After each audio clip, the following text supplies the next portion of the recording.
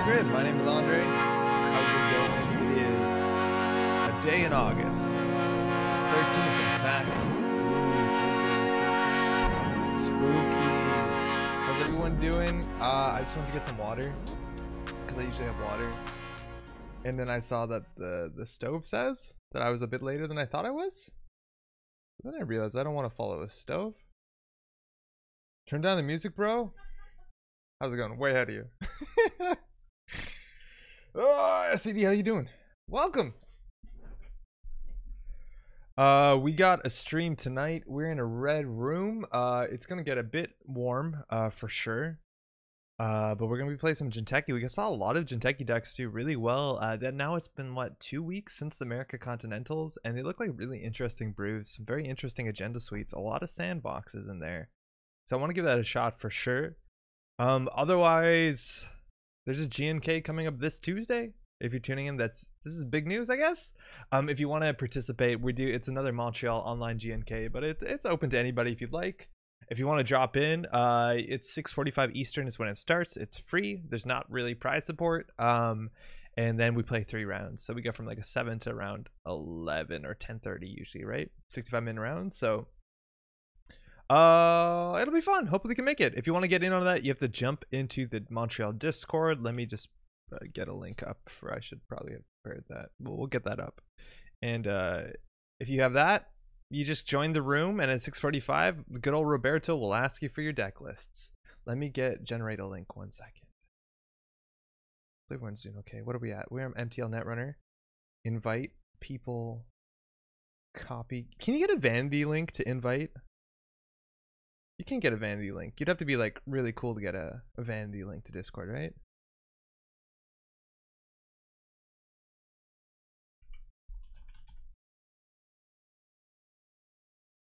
This is it, my friends. Discord.gg/getbiffum. Join in if you want. Thursday, 6:45 Eastern, we'll be starting. It'll be nice. It'll be fun. Yo, happy Thursday, Baza. How's it going? Happy Thursday to you as well. How you doing? And Ken70 says, gave Hearts of Chandra a try this week. It was fun. So Hearts of Chandra is the 17 influence. You get to see their hands, what's in their hand. What did you do with it? Like, there's a couple options. It came around the time of like Salem's cards, right? Like Salem's Hospitality, all that Salem stuff. But on top of that, like, I guess now it works a bit with focus group, which is kind of neat. I think that's actually pretty reasonable. But you have to have the runner tagged. And the thing is, if the runner's tagged, they can usually be dead. So I guess to some extent that helps. If you want a Salem's Hospitality, I've had worse if you know that they have it. What were you doing with it? Giles, what up? Yo, Andre chat. I've defected to Twitch chat. Baza says Twitch is better. It's known. Welcome abroad. Yeah, welcome aboard. Yeah, Twitch chat is pretty good. They're both going. I'm going to get soon up a way that we can put both chats into the same thing. So if you say hi in YouTube chat like Sam did. Yo, what up, Sam? How you doing? It'll show up in Twitch chat, and Twitch the same way around. Also, Phil, what's going? I haven't listened to your podcast yet, but Zeroth, if I'm not mistaken, Phil, you got a podcast with Eric, White Blades? What's that like? Giles says YouTube is good for VODs, but yeah, Twitch is great. Twitch is, I don't know. I feel like there's like more emojis and like culture. I don't know if that's specifically a good thing. Some Twitch culture isn't great, but it's definitely, we've technically been on Twitch longer. But actually, I think the majority of viewership, depending on the time of when, is on YouTube, but Twitch chat is generally a bit more active. Okay, this was a point of tension earlier. Andre, are you francophone? No, I'm not. I am not. I know I have a French name. A lot of people think Andre, like E with accent aigu. It's actually with a J. My parents immigrated from what was Yugoslavia back in the day. And so I'm not a francophone. I actually grew up in Ontario. My French is passable, if that's generous. It's actually been really bad over the last couple, what has it been now, months, that we've been staying mostly indoors, just because it's just me and my partner and people, my team I talk to online, and we speak everything in English. But when I was like going out and about, oot and to boot, and then I was going to like the studio, I would be exposed to more French. So like my French skills right now are probably the worst they've been in a while. So it's not great. It's something I definitely need to work on. It's a huge regret that I've been living in French Canada for so long and not actively doing French too well. So it's a bit of a bummer, but we'll work on it. Sam says, I've been good, exhausted from work, still getting some runs in. Oh, good to hear. What are you running recently? Solomon, what's up? They say lots of incredibly nice things about you and mean things about the names of months and their order. Wait, what? Solomon, what's up? Ken says complete image and focus group may have been a bit thin, but it was unique. Need to slot in Ibrahim Salam, but didn't. Yeah, complete image I guess is another one, but you still have to do the damage randomly, right? Like you can't see the card you're doing to damage with if you have the Harsa Chandra reveal on it. So yeah, I see how it could be cool, and I guess you just have to get down to low hand size. But if you get down to low hand size and they're tagged, right? Like you can probably just flatline them. I don't know. I wish there was a better reason to play Harsa Chandra because it's a fascinating identity. Zero says, yes, that is my podcast. New episode is okay. We may or may not fawn over your content casting again. Ah, cheers. I'll check it out. Only for that reason. Oh, that's really cool. You're more likely to see a JNet handle on Twitch. Superior experience. Yo, what up, Jim? Yeah, that's true, actually. It more likely lines up. A lot of YouTube is more names than anything. It's like Roberto Linto, watching with 3-minute delay, but I'm not going to ask for deck lists or Tuesday. Okay, cool. Yeah, so Roberto is running the GNK on Tuesday if you want to join in. This is the Discord link. No deck list necessary. It's super easy. Just jump in. Maybe Roberto's scouting my deck list. I'm actually not sure. Apparently there's a big delay on YouTube. That's a bummer.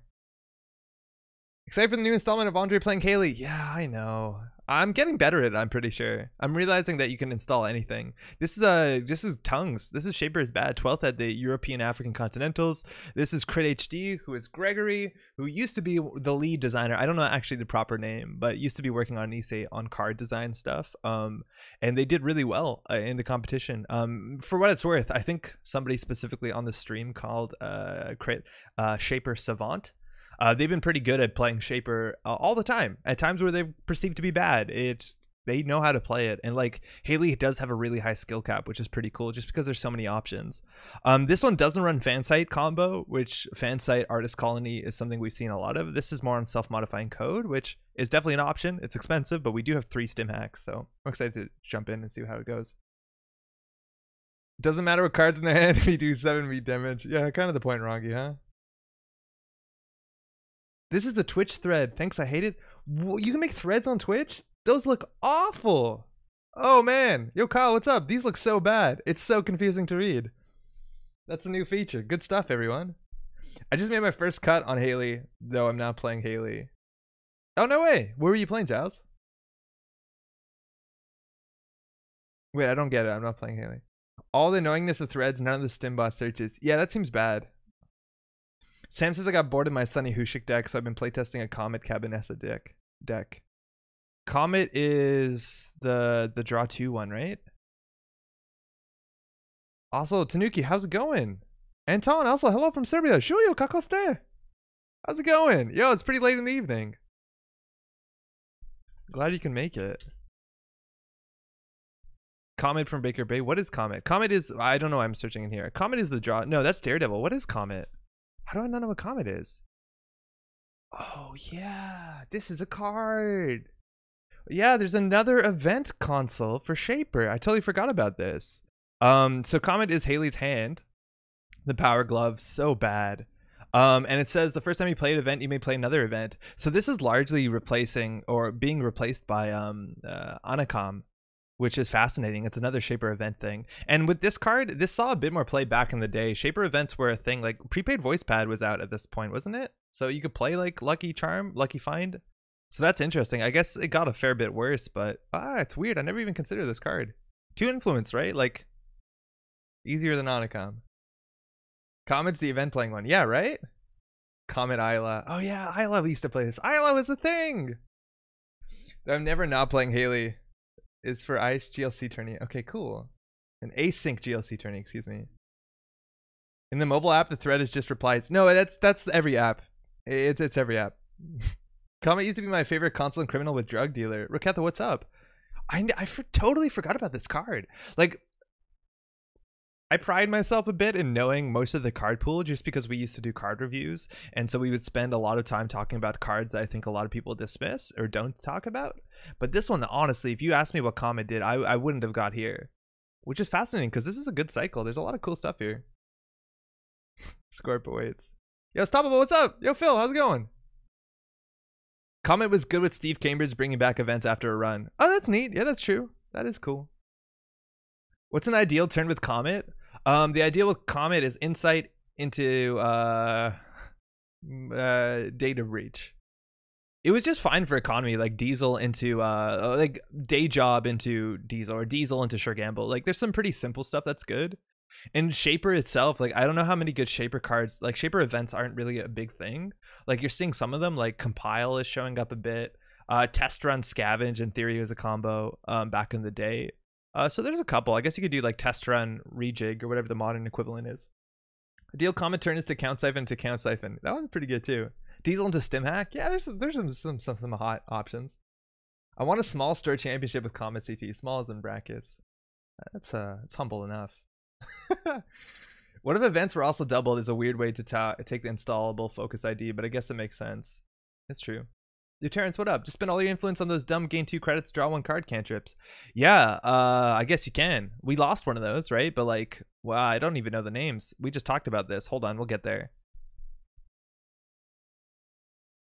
Oh shit, what are those called? Notoriety into Notoriety. That's really good. Did you end up making a Cyber Trooper Binbreaker Haley deck? I feel like we might have lost the plot on that one. Exclusive party into exclusive party. Okay, wait, what are they called? The two, like, 1 influence, draw 2, gain 1, or gain 1, draw 2. Oh man, we just talked about how we know card names. One of them is still in the format. It has like a conveyor belt with gears on it. And then the other one is just like, I don't know. Build script is one. Yeah, Sam, thank you. Build script. And what was the other one? Process automation. Oh, that's the conveyor belt. Oh man, these cards were just kind of a bummer. And honestly, these cards were like a conversation when they came out because this ability doesn't seem very strong. And then it was put neutral in 1 influence. So like asking now, obviously the game is in a much different place. And these cards, like the value of these cards change with Anacom and I guess with Comet to some extent. But if this card was an influence, would you put it into your deck? Now process automation rotated. Build script still exists. You need to put, it's 2 words. I guess that makes sense. But this one does still exist. And I think this one's the better one, right? Drawing cards is generally a bit more valuable than money. Like a cantrip for gain 2, this is better as draw 2, right? So would you play these if they weren't influence? And then there's all these other conversations like, why did you make these influence? This was back in the day where, if I'm not mistaken, maybe this one wasn't the case, but I guess it doesn't make a lot of sense for when these cards came out because one of them came out in Terminal Directive, but these cards so easily could have just been, you know, if they're 1 influence, that means everyone spends influence for them. So why don't you just make them mini faction support, right? Like why couldn't you make this Atom or why couldn't you make this Apex or stuff like that?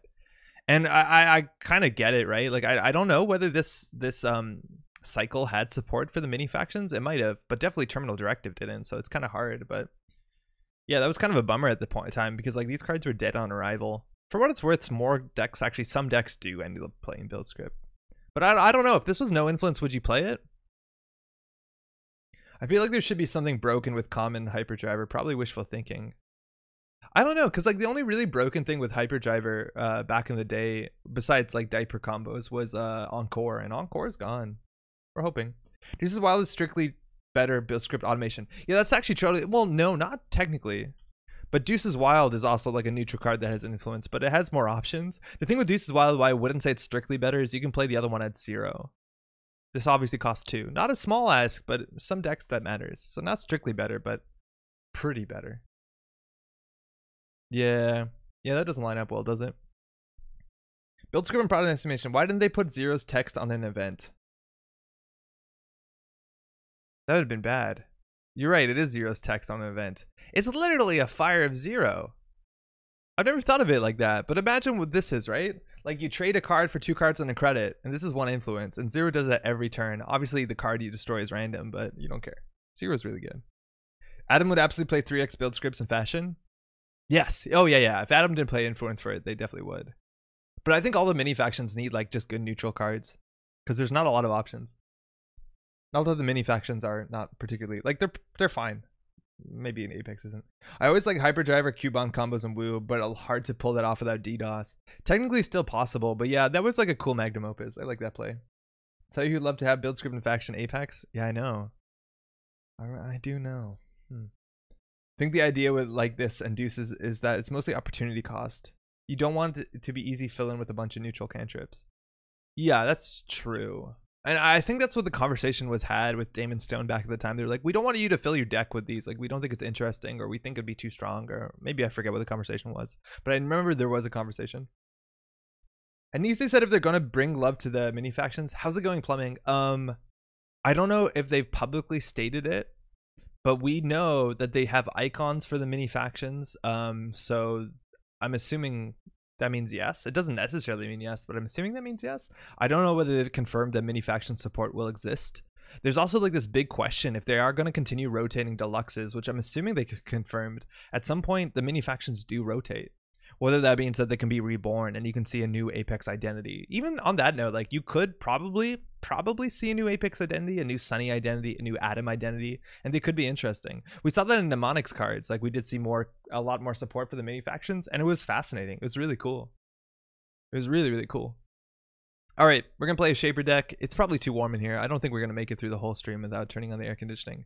But this is Gregory's Haley deck. You got good stuff, Harbinger, Hyperdriver for setup. You have a single imp, which is really cool. As a flexible film critic, you can bring back for free with Simulchip. An Ngolo, a Gauss, and a Nanotech. And sometimes you see Ika. Nanotech is a bit less taxing on Simulchips, which is pretty good because we're going to want to pawn stuff. Beth, Daily Cast, a single Hunting Grounds, a single Caddy, which is good. And Proco, no Apocalypse, but it's pretty easy for you to drop the imp and put Apocalypse in this list and call it a day. That's what Shaper is, right? I feel like this deck would probably be better. We also have Stargate, which is cool because otherwise we have no R&D pressure. Like we don't have, we're not building up lock with R&D interfaces. We're not playing Hushuk or even Maker's Eye. So it's all about that Stargate, which is pretty cool. New mini faction IDs would be good. Cool, yeah, I think so. Cards 40 and 45 and Adam are like, shoot, I guess 3x RNG key. I don't even know if people do RNG key too commonly. If DreamNet isn't mini faction love, I don't know what to call it. It's been really good. Really, really, really good. What they seem to be doing so far is introducing cards that aren't necessarily in mini factions, but that work with them. And honestly, that's fine with me. Yeah, I could see that. Like, you're right. If they're neutral cards, sure. But there's some design things that doesn't allow you. Like, I see why that's cool, right? Because you get cards that you can put in your mini faction.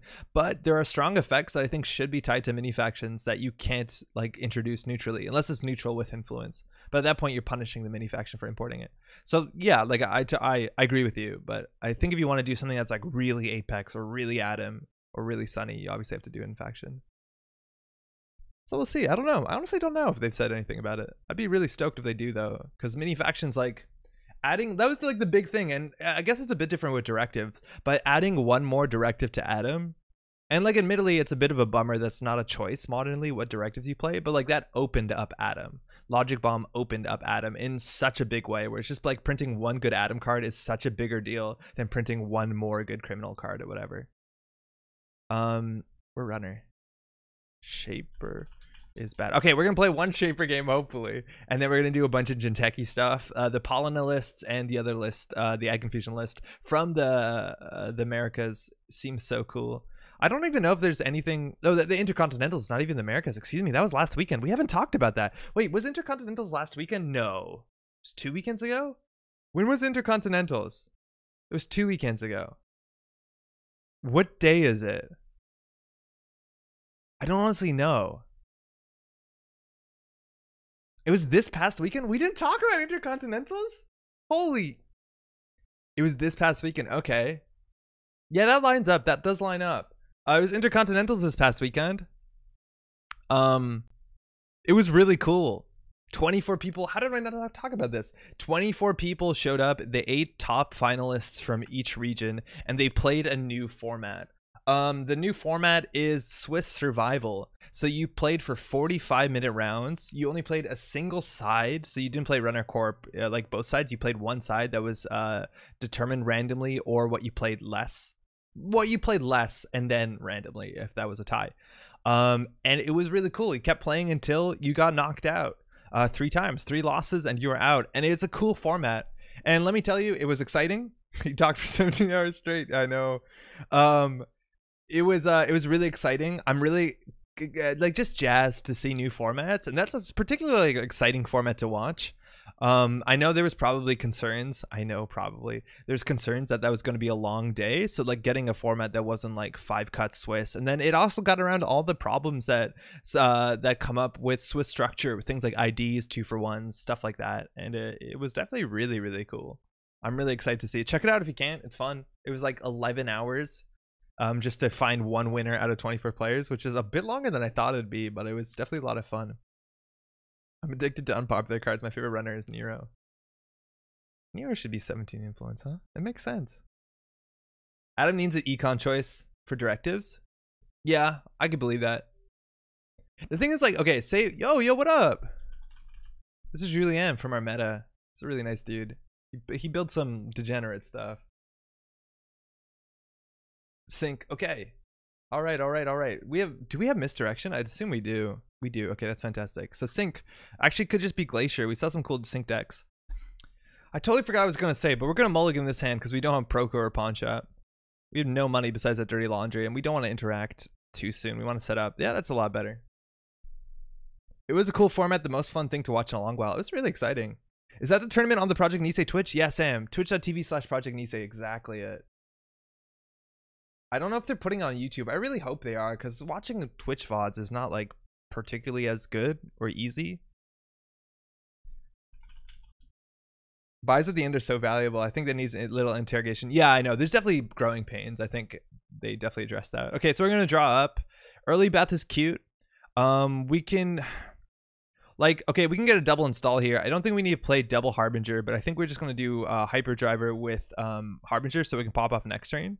So we'll do that. We'll Haley install these two. We got one click left. We could install Beth Kilrain Chang, but it's very likely that we'll get another, what's it called? Another resource next turn. So we could hold on to it.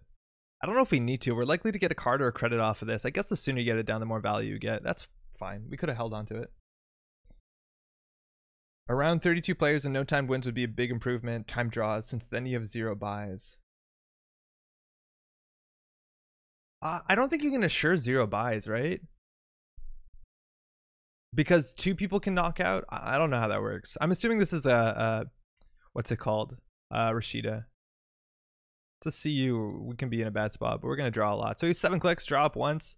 Okay. All right, so that's our next resource, but we'll get another one. Yeah, there we go. So if we get these down, there's not too much we can do with them. So we can, I don't think we need to Dirty Laundry this turn. So we could probably draw once more. Now the problem here is, like, if we Dirty Laundry Archives, we're open to hard-hitting news. We do have SMC into Misdirection though. But like if we install this, we're down to 6 and then we can't really interact with them meaningfully. I still think we'll do it. So we'll just install this and click for credit. So we won't Laundry, and next turn we'll start with hopefully 6 credits. Ties equals 2 losses was a good thing. Yes. Somewhat. 3x Data Raven guaranteed? Yeah, I think so for sure. We do have a Hunting Grounds. So in this matchup, we have to play around Economic Warfare into hard-hitting news, which is a problem. Data Raven's annoying. Even some of the face checks are really annoying. Anything like IP block on its own, it's like kind of annoying. All right, so a pawn. So 5 to 15.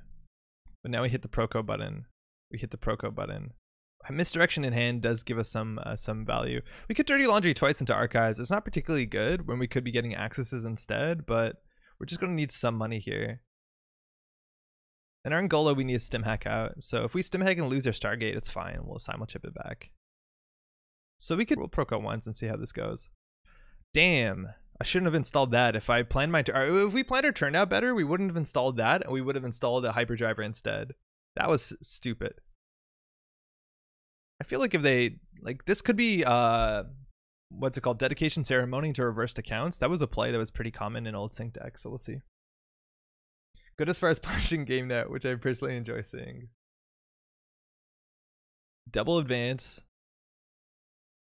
Reverse accounts is the bummer here, but we could probably just throw down Angolo and stim hack. So sorry.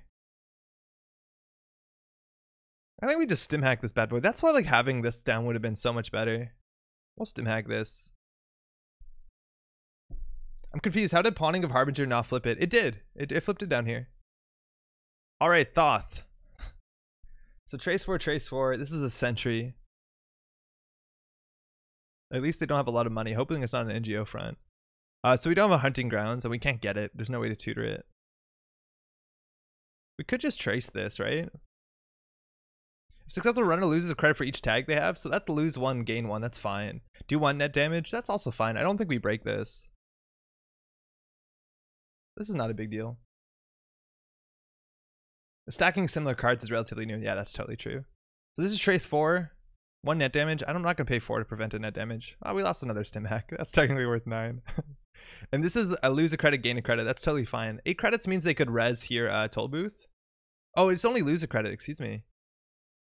It's a huge res. Data Raven. Okay. So if we get through this, we can slap down misdirection if we don't lose it to the damage. And then remove the 2 tags.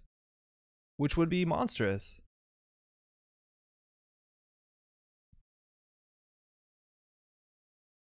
We can trace here and we can also pull out our Angolo. So we just really don't want to lose this to damage.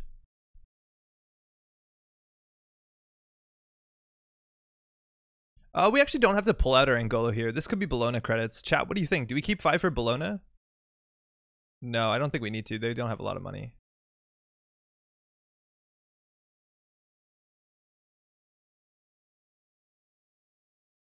Oh, nice. Now we can't lose it to damage. Look how clever we are. How are we going to lose it to damage your Haley? Kyle. we figured it out. All right. So we lost a Dirty Laundry, which we could have played here. So we'll remove 2 tags for 2 credits and 2 clicks. And we'll just Proco once. Sick. Yeah, Sync got a lot worse when this card came out. That has to largely be an NGO front, right? Because there's not much else that's threatening of this, unless it's like a fly on the wall or something disgusting, which it could be. But we now have the credit lead where I feel like we can just drop down Stargate and kind of slam them. Want to use the Stimac money to install Angola and Haley install the Miss? Yeah, we figured it out. Okay, so we don't have the MU. I feel like we don't have the Stargate here. Like, I don't know. We could drop this and run. We'll have not a lot of money. I guess we can just set up. We're in no rush. There's the card we needed. So let's find another resource. I think we can do daily casts. Akamatsu, we could double install these 2. That's fine. We have so much money lined up, right? Like, we have another 9 credits of drip. Shouldn't the Face Up Harbinger be saved for simul chips? Oh, yeah, you're totally right. Yeah, we should. We definitely should save the Face Up Harbinger. All right, if they score anything else, I guess a blown or SSL both ways are going to get money, but it forks them if we do drop down our Stargate. Yeah, I think you're totally right. We should definitely keep 1 face up. All right, Beth gave us a credit, so we will fork here from them scoring out or them doing anything else. We don't really have the MU. I'm going to install this first, though, just because it deals with a lot. 8 credits. Let's see how far this goes. I bet this is an SSL. Yeah, anything they do, SSL or Bologna would be good. Okay, so we could break this for 3 credits. I feel like that's fine. Gauss deals with this well. Otherwise, it's trace 3 or trace 4 or 3. This is a really bad ice for R&D when we have a Stargate. The other option is to draw into our Gauss.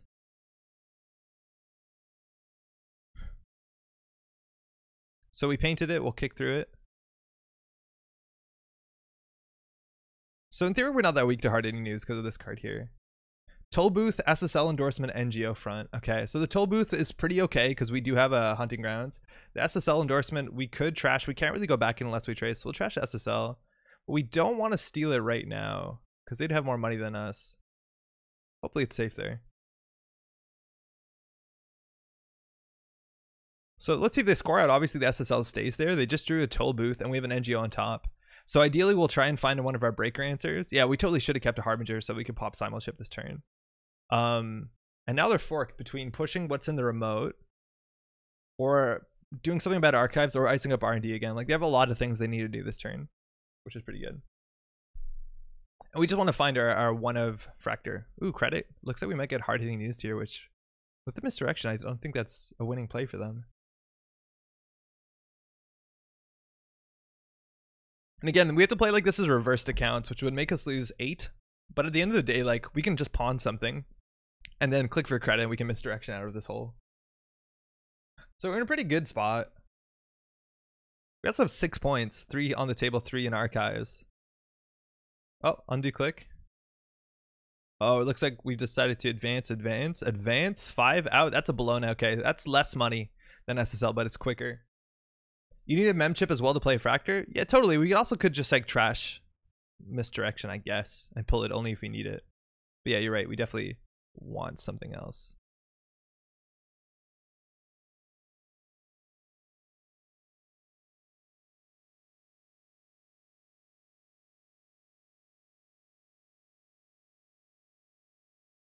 I think we should Stargate here because if we find an agenda, we win.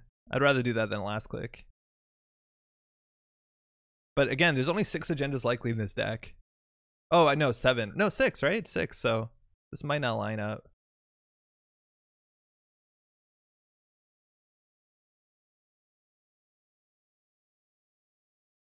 Psychographics, NGO front, violet level clearance. I think we'll trash the violet level clearance. How much influence is that? 3. Okay. Trash the NGO front. We'll just Proco once more. Daily cast, that's good. It's money. Down to 4 cards. Oh, I totally forgot. SMC is kind of valuable. I don't say we're going to ever play the Hyperdriver. I think we goofed it. We definitely wanted that earlier, and we would have been 3 clicks ahead here. C-Source plus closed accounts. It's a possibility, but it's pretty hard. C-Source is like not amazing within this. They're highlighting their archives. Do they have something? They're highlighting that card. Oh, maybe it's because we trashed it. Install on server 1. What's the idea of VLC and sync? It's just fast.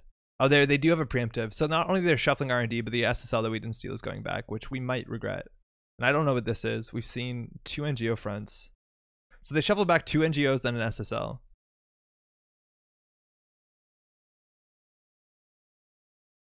All right, let's find a Fractor. That's not one. That's not one. I think we can pawn our misdirection. And then, because we have 2 simul chips, right?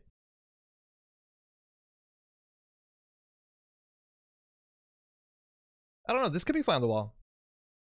VLC is just a good fast card, and I feel like you need to go fast. I don't know whether there's like Jinja or something. I really doubt it. So we'll break it. Greetings from Relockdown, New Zealand. Looking forward to some drama-free Netrunner. Yo, how's it going? Yeah, I heard that there's more cases in New Zealand. Hopefully you're doing all right. Data Raven IPO violet level clearance. So I'm more scared about the knowing piece of ice.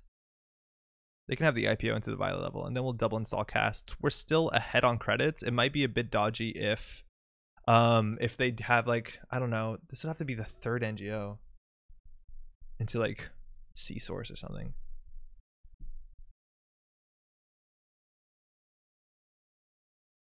It's new. Does it now just highlight what card's been trashed? That seems like it's new. That's cool. Advance. Uh-oh. 15 minutes? It might actually just be 15 minutes. But I don't think they need it, right? Yeah, they can just play Echo Chamber. Ice on R&D. Could be the toll booth. It's the last NGO front. So 14-7, and they IPO'd up. So what was the top card of their deck now? It is a violet level clearance, which is trashable. So that looks like it's a toll booth, which we break for 3. This makes us server 6, though, which is kind of expensive. I think we will pawn the misdirection. No, but it doesn't give us enough MU to simul chip. But then we can pawn in a Harbinger, which seems good. Should we run HQ? I think we should.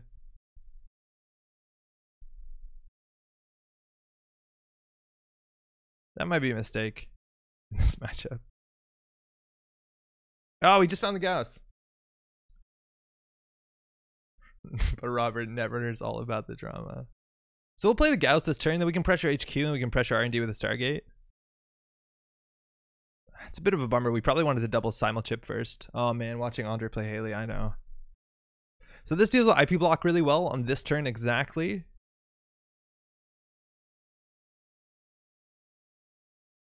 Yeah, there you go, IP block. Fantastic. So later on, it's pretty expensive. We only have to break one of the subroutines because the other one just ends the run if you're tagged. And then one of them gives you tag. So we're through. Single axis. Bellona. Okay. So once again, we could win with a Stargate, but we don't need a Stargate this turn. This is the turn that they might hard-hitting use us. So we could just like Proco instead of clicking for credits. Yeah, that's better than clicking for credits, right? Oh, that's good. Clickless Gauss with simul chip for Harbinger. Yeah, I think we need a pawn that to get something else in. But I feel like this is gonna be okay. Like I think R&D is toll booth. And again, if they res toll booth into it's super unfortunate. It's 3 credits for us to get through, and that's it. And oh, okay, that got better.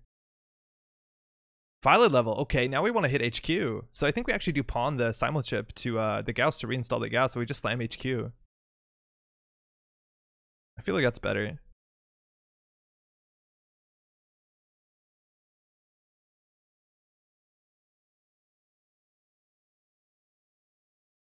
Okay, we have to play around snare though. Snare is playable in sync.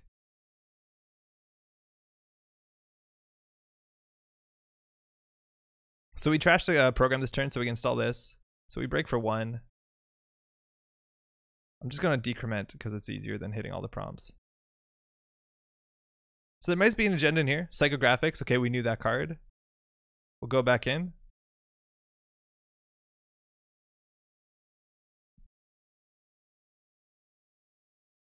Stellar Snipes? Well, I don't know. It might have been unlikely. There's only 3 more agendas in the game that they have an agenda. Hard-hitting news. Okay, no surprise. We'll run once more. We probably could have Stargated there. There's more reference to the fact that the Thrones community has been pretty intense drama the last few days. Oh, I don't know anything about that.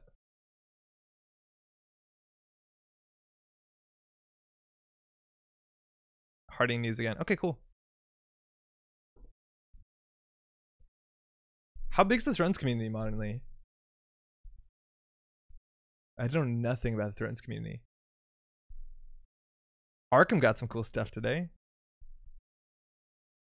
I like the support they do for Arkham when they can't give much else support.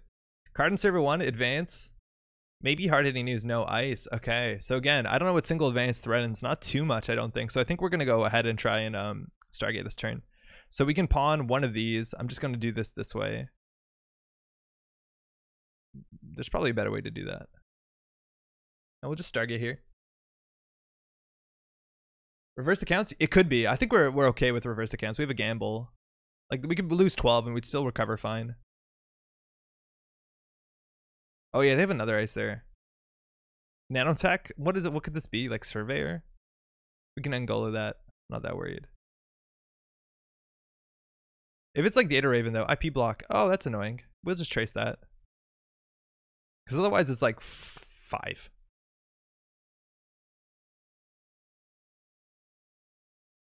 They're doing a similar thing to Netrunner, the community taking over support for the game? Wait, did support for Game of Thrones end?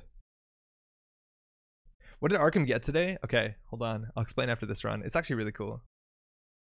Alright, they res a toll booth here. They don't have a lot of money. They did, okay. So hunting grounds. We can also use this again for Aesop's fuel. I totally forget about that all the time. So this is a 7 credit run. Seems like a lot. We're hoping it wins us the game.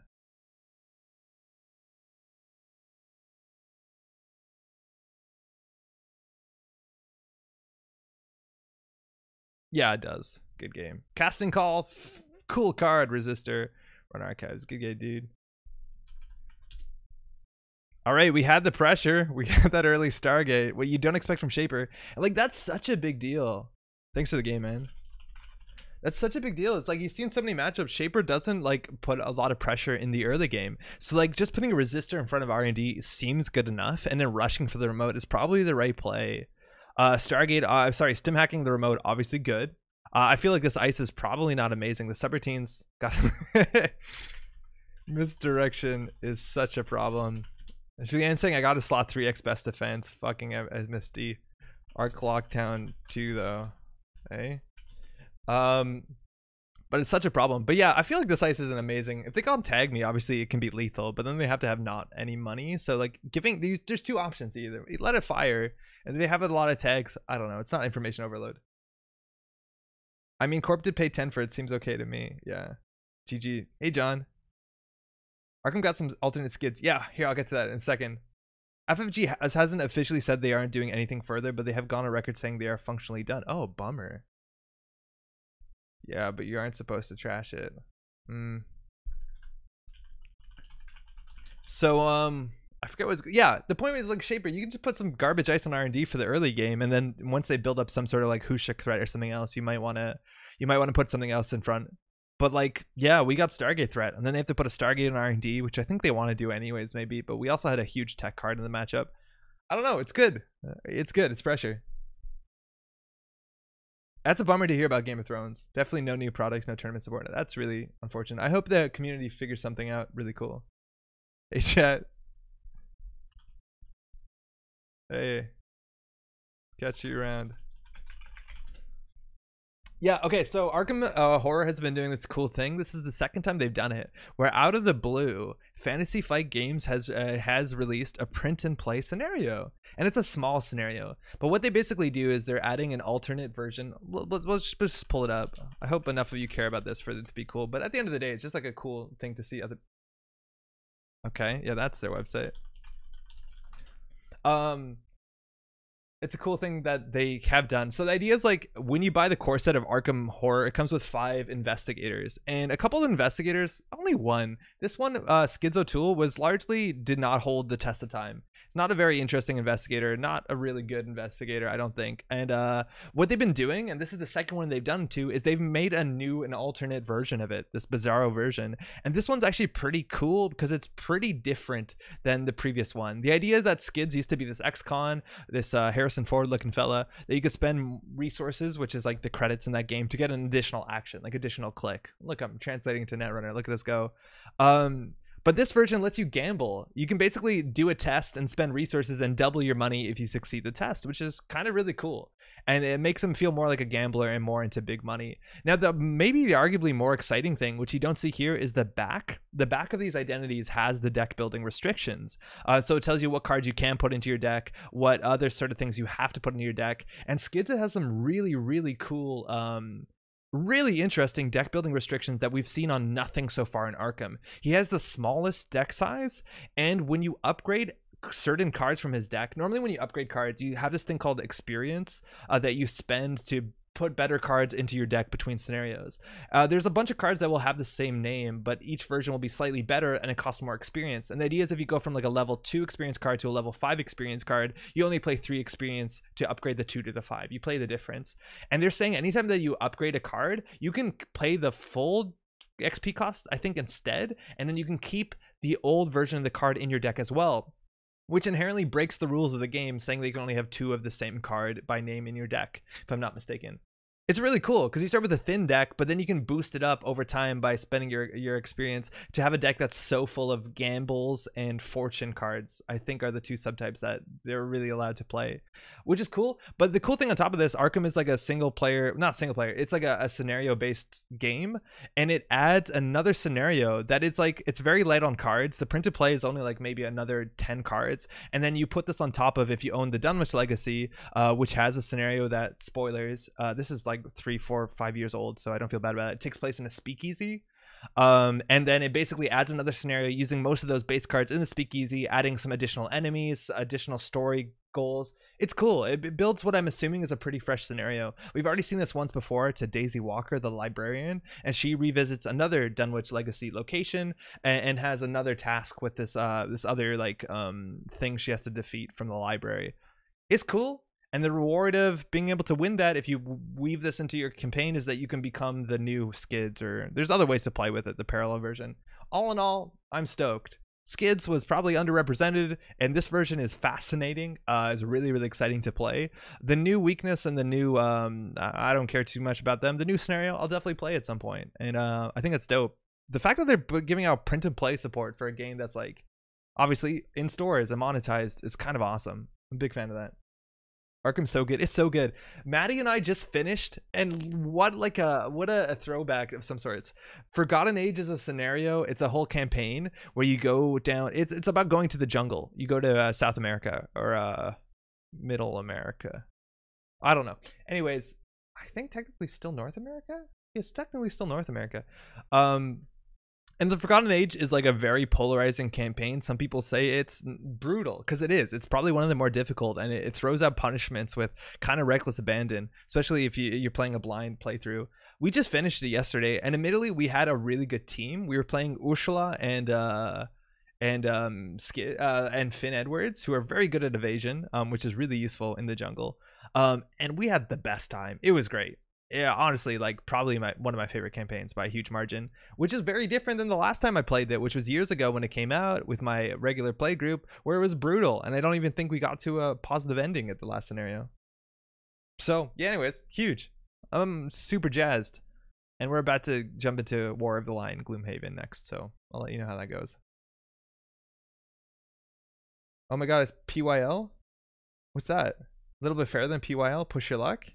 Sort of, yeah. Sort of, you're right. I'm muting this as I'm about to start with Dunwich. Okay, cool. Yeah, that's good. Arkham's so good. Yes. So cool. We get another parallel investigator as soon after the first. Exactly. And who knows? Maybe they'll do all of the base ones. Maybe they'll keep doing it after that. I hope they do. I think Agnes is fine. She doesn't need one. Roland is fine. Wendy Adams is fine. They don't need them, but as an option, it just adds so much more to the game. It's cool. Spray, what's up? What are the positives and negatives of making deck lists open knowledge during a tournament? Honestly, ooh, that's a cool question. So deck lists are open during tournaments. We had some small issues where the casters got the deck lists and we're talking about them publicly in the stream before that was like full information, where we waited till the top 8 in this 24-player tournament for that to be public information. So we've heard many people show up from Nisei and talk about this specifically, is that with open deck lists, and let's talk about one of the deck lists that we're going to see, for instance, that we're going to play. Open deck lists gives generally a bit more information to the runner than the corp.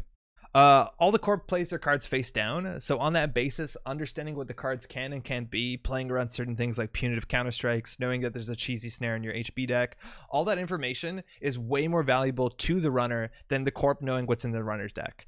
I think most of the time, knowing what's in the runner's deck matters more about math when it comes to breakers, and if you arc lock down certain pieces, knowing what they can and can't deal with. I feel like that's usually where it matters most, or if they have recursion. So if you want to like arc lock down something else, I don't know.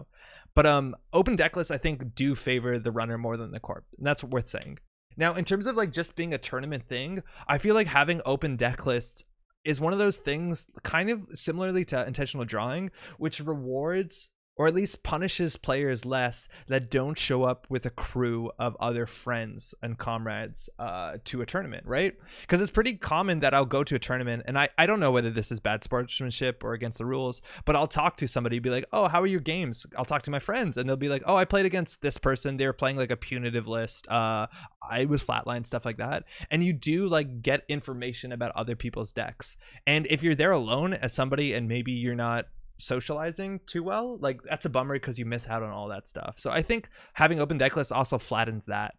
So I think it's interesting.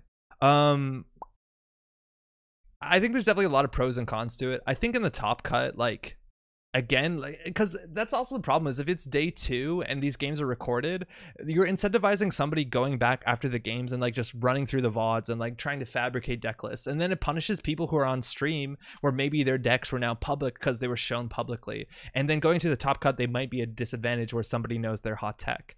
Like the fact that there might be Navai Mumbai City Grids in this deck, in this GameNet deck, which we saw on the weekend, as opposed to like some other upgrade. And I think that's also a bummer. It might make better players not want to show up on stream, and that sucks for viewership as well.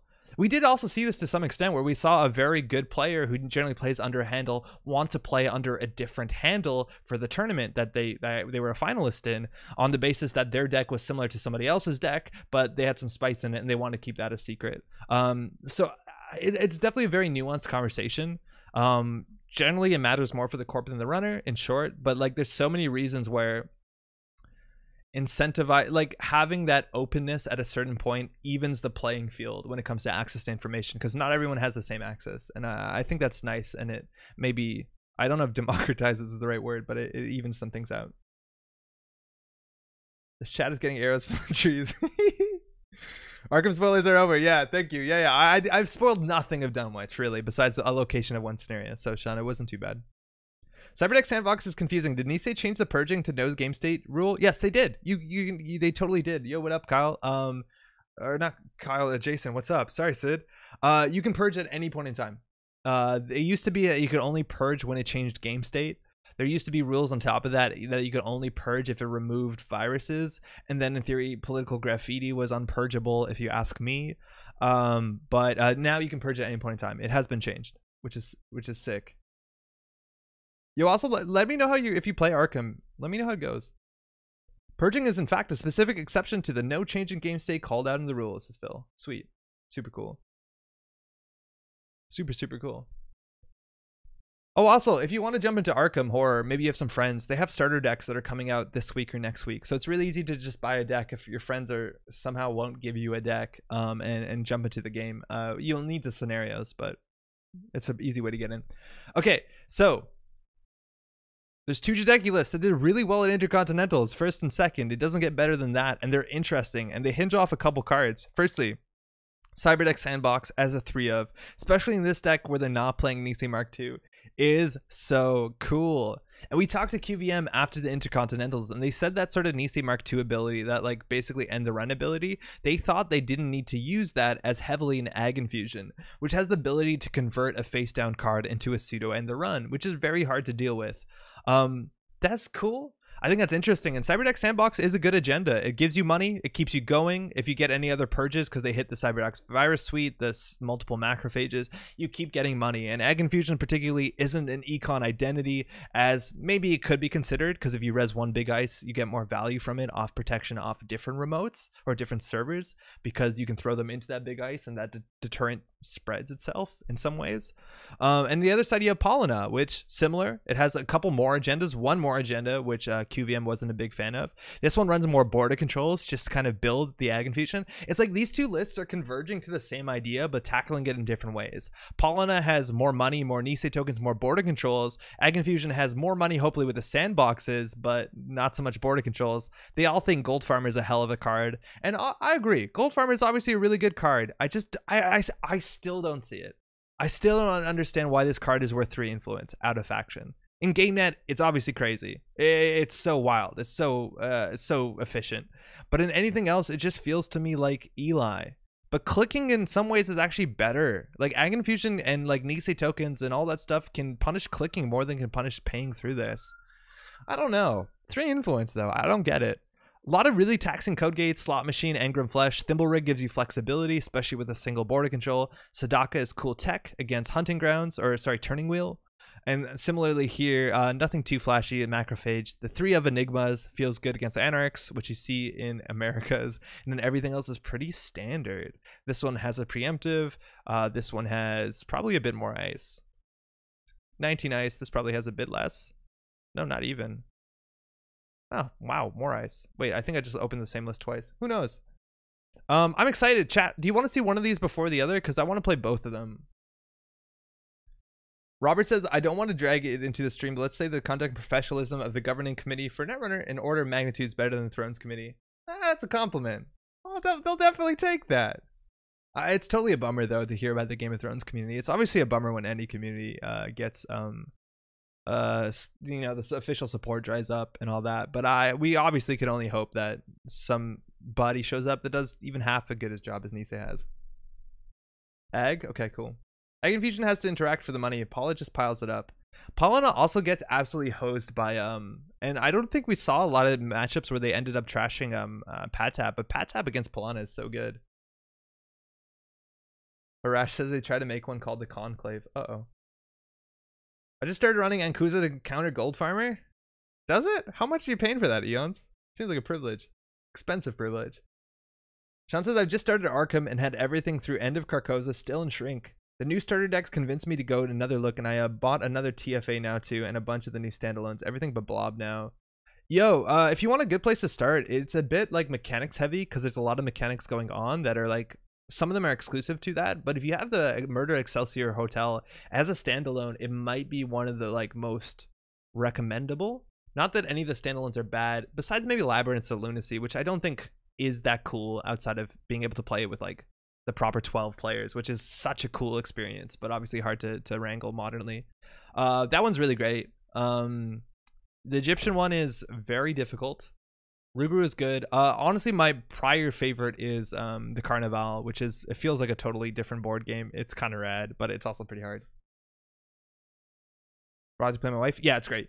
All these Gold Farmers is how Fem comes back. Also great for Surveyor. Yeah, Fem is honestly interesting. We also did see like Sid playing the what's it called? The Helheim Servers deck, which won America's. Like that deck is only weak to Fem. Fem seems cool. It's just really expensive. Yo, Jogging, how's it going?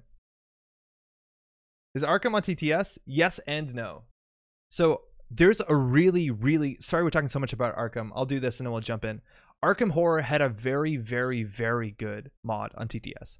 And one of the things about Arkham is like you have to organize it, you have to set up the scenarios. There's a bit of work to be done for sure. And there was something called the Super Complete Edition. And the Super Complete Edition was made by modders. It was unofficial, unlicensed, and it had everything. You could be like, start scenario, and it would put everything down for you. It put all the set aside cards here. It would set up everything. When you flip over locations, it would put the right amount of clues based off of your player count. It automated so much of the game. You could load in a code, just like this code here, like 61196 from Arkham DB, which is their Netrunner DB equivalent, and it would generate the deck there. It's awesome. It is so good. It is so good, especially modernly where like social distancing and all that. Unfortunately, Asmodee took it down because they can. They're well within their rights to do that. If you still want to play it though, if you find Super Complete, I don't know if you're going to find a link here. If you can't find a link, hit me up privately and I'll share you a link. But there is a Discord server called the Super Complete Existential Dread Discord server where people are still privately supporting the game and updating it regularly with all the new cards and all the new things. It has a lot of fan-made scenarios in it too, which is so cool. It's honestly great. It has all the rules in there. It has everything you could possibly want.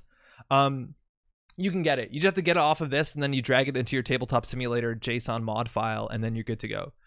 You can't find it on the workshop, but it definitely still exists and is regularly updated. It is so good. It really is so good. When are you going to start your Arkham Horror YouTube channel at Metropole Inn? I'm still like one good name away from making another YouTube channel, which I promised I'd do this summer, which will be doing Arkham, Doomtown, any other game that I'm playing. Oh man, Desperados 3 is so good. There's so much that can be done. Metropole Inn is a good name. It's not bad. It really isn't. Maybe that's good enough. Maybe that is really good. I just want something that's like not baked into one thing. Like Maddie was giving suggestions about like Doomtown-esque names, but I don't want it to be just a Doomtown channel, if you know. Yeah, Doomtown's really good, Sean. I could teach you if you want. Do all players need to mess with JSON? Just the host. Just the host, Jogging. Just the host. One person does it. Like I have it. I can invite anybody and you can play. It's going to take you a bit because you have to download all the images. So if you do that once and cache it on your TTS, you're good to go. And then you can't host a lobby, but you can always join somebody. It's sick. It's so good. It honestly is amazing. Like shout outs to everyone who put that stuff together. It's like even so good. There's like a skybox that's really spooky. The table is huge. Oh man, it's sick. That's ripping on the Carpenter movie. I lose the mouth of Metropole. Yeah, we really need to make another channel.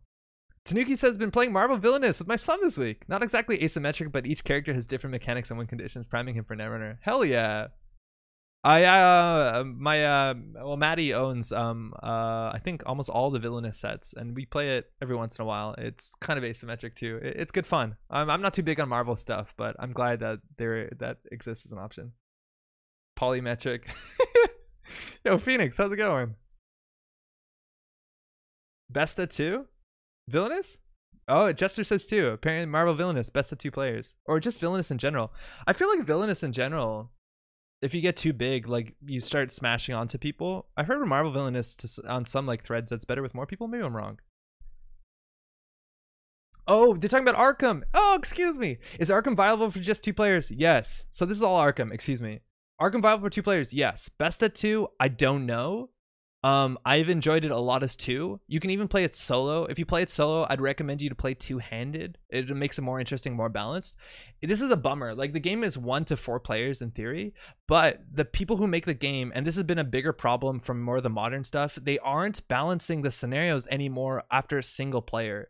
They say they do all their playtesting at 3. So that means 2 is probably still good. 4 definitely still good. I think a bit easier at bigger numbers. You can specialize your characters a bit more, which is kind of fun and interesting. You can build wilder builds. When you play 2, you have to make sure that you can do everything in the game. If you play 1, you have to make sure that you can do everything in the game, which limits the amount of investigators that are, I think, playable to like a min-max extent. Build the L5R deck. I've never played L5R. But that's largely it. We've been playing with 2. I played it 1. My main play group is 4. I haven't played a number that I thought this is way better than anything else. 2 moves faster though. You'll get to your turn quicker. but like it's a cooperative game. You can help people off your turn. It's cool.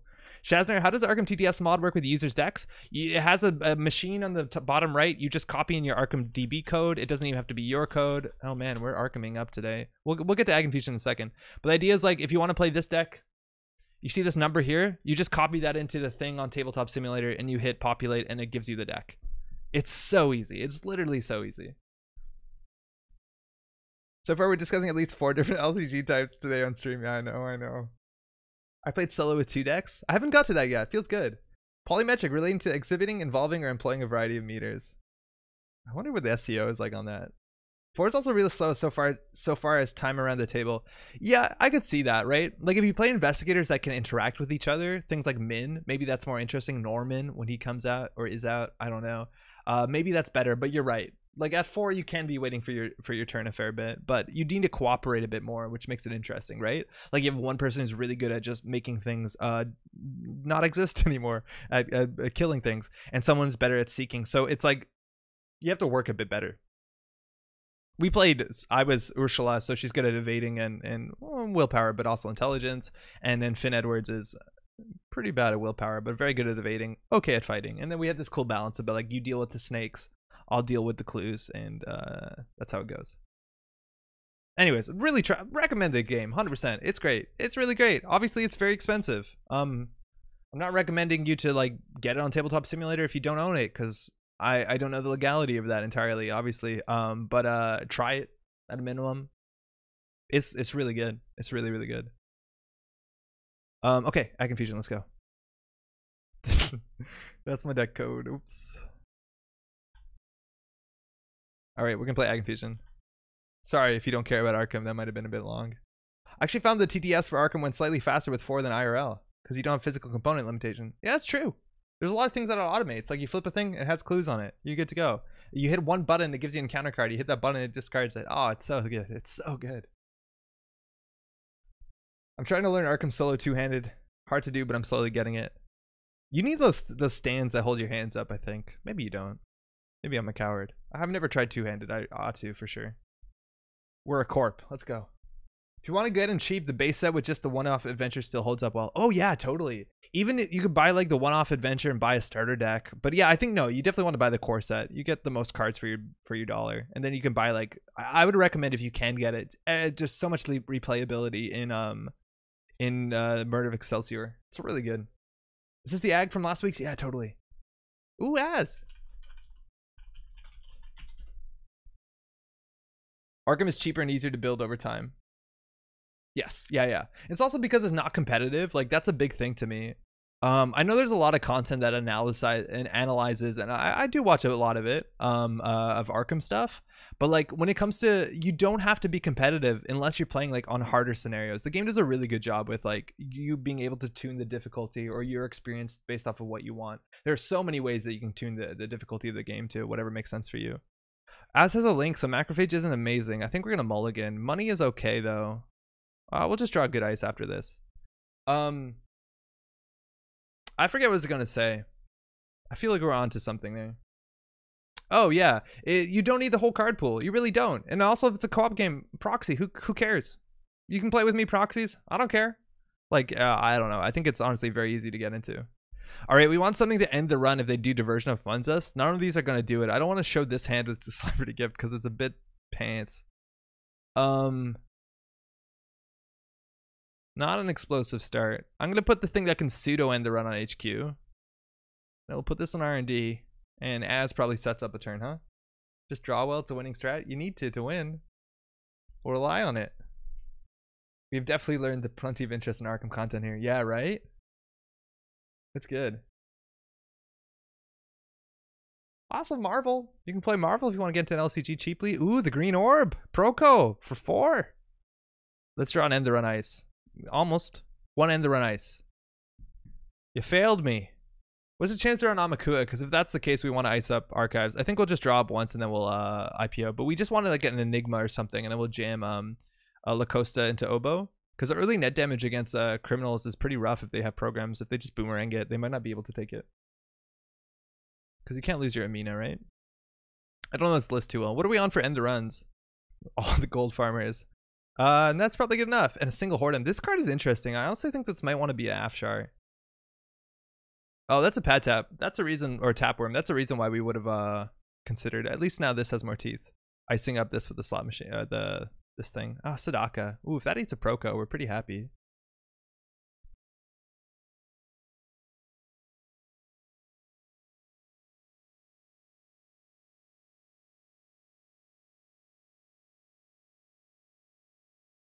They can have 2 credits. We'll try this. We'll try it. Ag is an anti-doof trigger in its ID. Just boop it. Yeah, you're totally right, mister. We just need anything here. We want him to plant the macrophage, though. Oh, sorry. I'm going to scroll. Build a Sadaka remote, advance oboe. It's not the worst. Sadaka, though, has a lot of teeth, right? Like, this, if it eats Turning Wheel, if it eats Proco, we're pretty good. Turning Wheel, obviously, is the choice. Falsified credentials. Okay. Okay. I must be wrong because it shows up very well placing decks, but I never like playing Celebrity Gift and how it shows off what you have. Yo, I'm always been in the same camp. They guess upgrade, they guess the Lacosta. I should have installed the agenda first. That would have been good. But yeah, I'm with you. I'm not a big fan of Celebrity Gift. Unless it's you have snares or you have the right hand to support it. And like, I don't feel like we do. We also remember we're Ag Infusion, so even if we don't res the Engram Flash, like we can buy ourselves a click or whatever. Class Act, okay, they're gonna have a lot of cards, so this Sobakata is gonna look a bit silly. We do get a free counter on it. Oh, that's exactly what we need.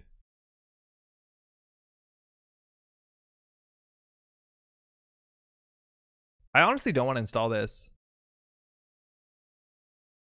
This looks stupid, but it lets us do credit and then jam this, or advance and jam this next turn if it survives. Best in decks that have things like Snare and Punitive to scare the runner. I don't even like with Punitive, though. I don't like showing that I have Punitive. They have way more money than us. See, I don't agree. They don't know you have Punitive. They'll be more reckless. Yeah, I totally agree with that. Like, I don't like it with Punitive at all. Play Celeb gift out of Hyobu for the extra credit. Yeah. Faint?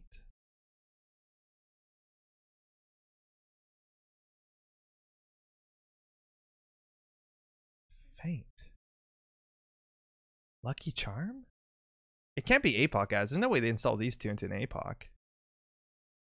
Faint? Thinking? Shutdown? Quest complete rotated? No, quest complete's in the system core. It's like a lot of experience influence, though. We're talking too much Arkham. This won't end the run. So if I res this, they want to access cards. I'm not gonna res it. If it's APOC, bouncing them, or if it's anything that cares about 3 centrals, throwing them to any of the other servers doesn't really matter. Just please don't hit our agenda. Oh, they can't? Oh, it's if it's successful. It's not depending on the bypass. Right. Oh, Paul up. Oh, that's our Lacosta. Good thing we triple advanced there. Faint. They must have more support than that. Miss Bones lets you in trash the Lacosta for free. Paul up Lacosta is cool. I think that works.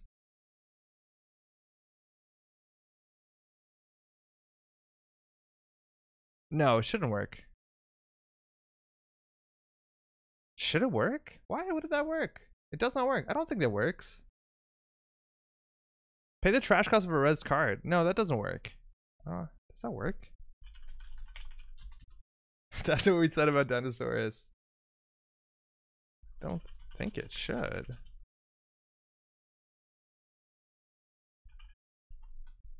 You're not trashing cards with those credits. You're paying for paid ability. Yeah, it shouldn't work, right? Pay the trash cost of a res card. So you're not trashing a card. You're paying the trash. You're paying a paid ability. Right? It's like if it said 3 credits. So I don't think it should work.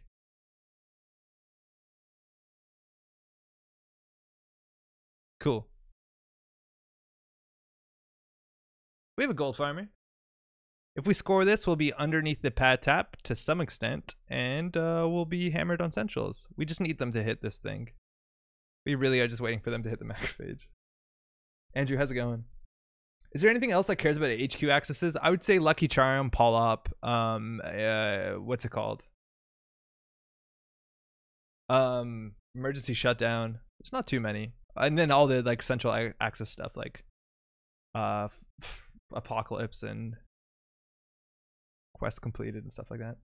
Notoriety. Do they really only have that many credits? Yeah, they should only be on 2. Okay, that's a bummer. Luckily, they have all that drip. So we scored an oboe.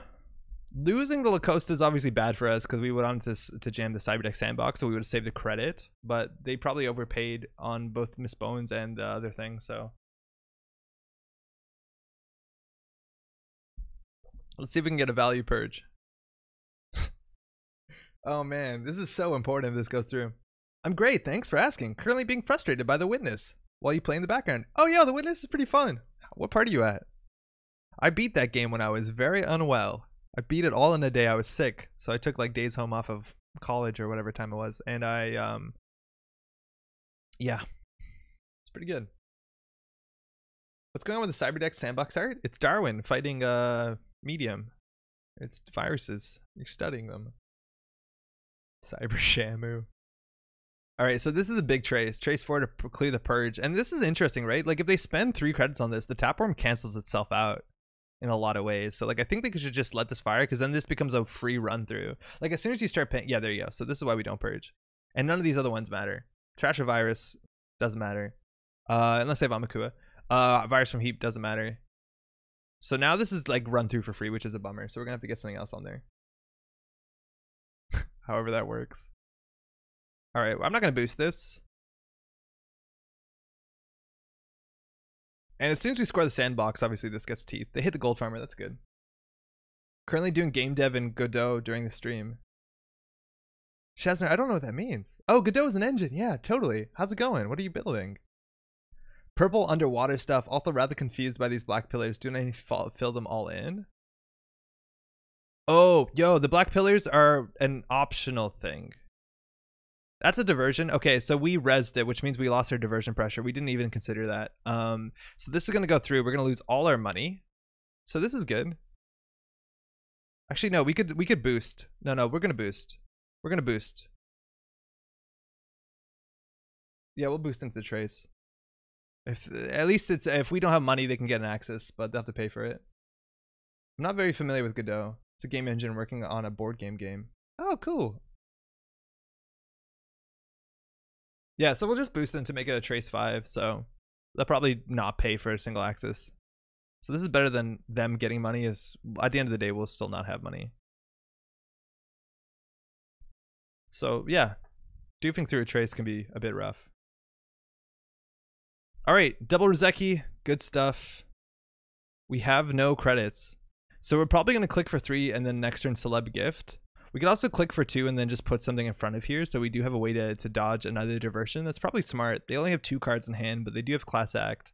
Gold farmer on HQ is probably not amazing. I think we want that for our scoring remote, I'd assume. So just putting this here is, we can't credit celebrity gift because it's a double, but this gives us something. And they still aren't showing any breakers, and Boomerang only gets so far. Man, resing a slot machine there would have been sick. Yeah, I'm not too familiar with Godot. I gotta do more Unity work. I need to spend more time doing game dev stuff. Kind of seems like what I care about. Hopefully we get there. There's just so much stuff that I feel I ought to do. Boy, they gained 4 at the top with the cast and 2 Rozekis. They're up on 19. Again, Az's ability hasn't been too relevant. I think they've saved 2 credits all game. The link though is cool. And we can celeb gift this hand. We can show that we have a Cyberdeck sandbox and a Lacosta. It's probably fine. They need to get some breakers down. Celeb gift is obviously huge. It's 7 credits. There's an Earthrise. Okay. That's a good card draw. They'll find the doof and another data cast. That's even more money. Yeah, I'll show this hand. It's fine.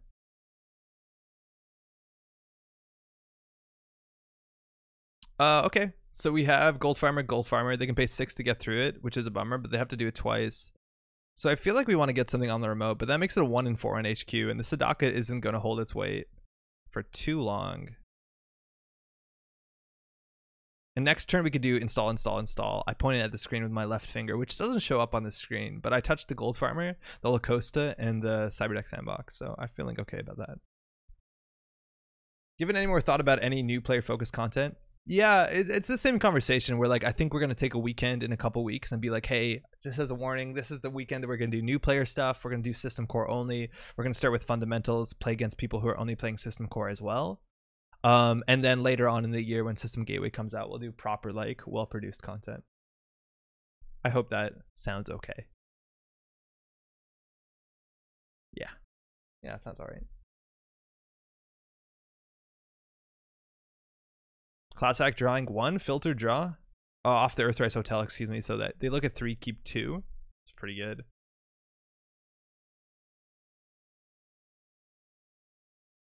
We've seen no boomerangs, and I think the name of the stream is actually a reference to this, the Rango-Proof, which means the Nancy, which is really good against boomerangs, but we haven't seen any yet. Admittedly, some of our ice has more than 2 subroutines, which is nice. Okay. That's an as save. But Galter as well. That lets him deal with the Anansi that we were threatening, but all of that stuff is only HQ pressure. Yeah, it is a spicy console. It's really expensive, but their money hasn't been an issue because we haven't been forcing them to do anything. I feel like we can probably push this one. If they get it, like, it's not the end of the world. The biggest problem here is that they trash this, that's the wrong guys. They trash our Lacosta for free, which is a huge bummer. I wanted to install the agenda first. We did. Okay, so we did do that right. Did you cast any of the last Ocarina tournament? Ocarina 2 is scheduled for the 22nd. We casted all of the Ocarina tournament. It was really fun. I need to talk to Sanjay about the second one. I didn't know it's on the 22nd. That's sick. I don't know if I can cast some of that. Maybe we can. Again, I don't know if Sanjay wants us to do that just yet, but we'll find out. But Ocarina is really cool. What's the deal with Ocarina? I've seen the acronym, but I'm not sure other than a misspelled Zelda name. Yeah, it stands for only kind of runner in New Angeles, and it means basically all the IDs are actually unique connections, like class act. It was a really cool tournament. Yeah, there's a select list. Sanjay's thing, yeah, it's really cool. Oh, they had a paperclip in the bin. We're not paying attention to this game at all. What are we doing?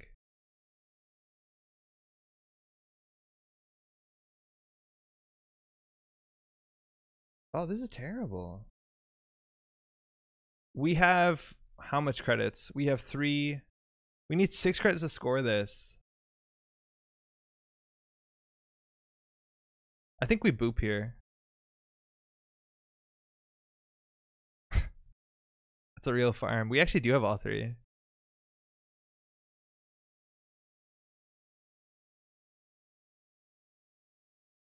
Ocarina was wild. I'd love to see more of it. There is more scheduled for later this month.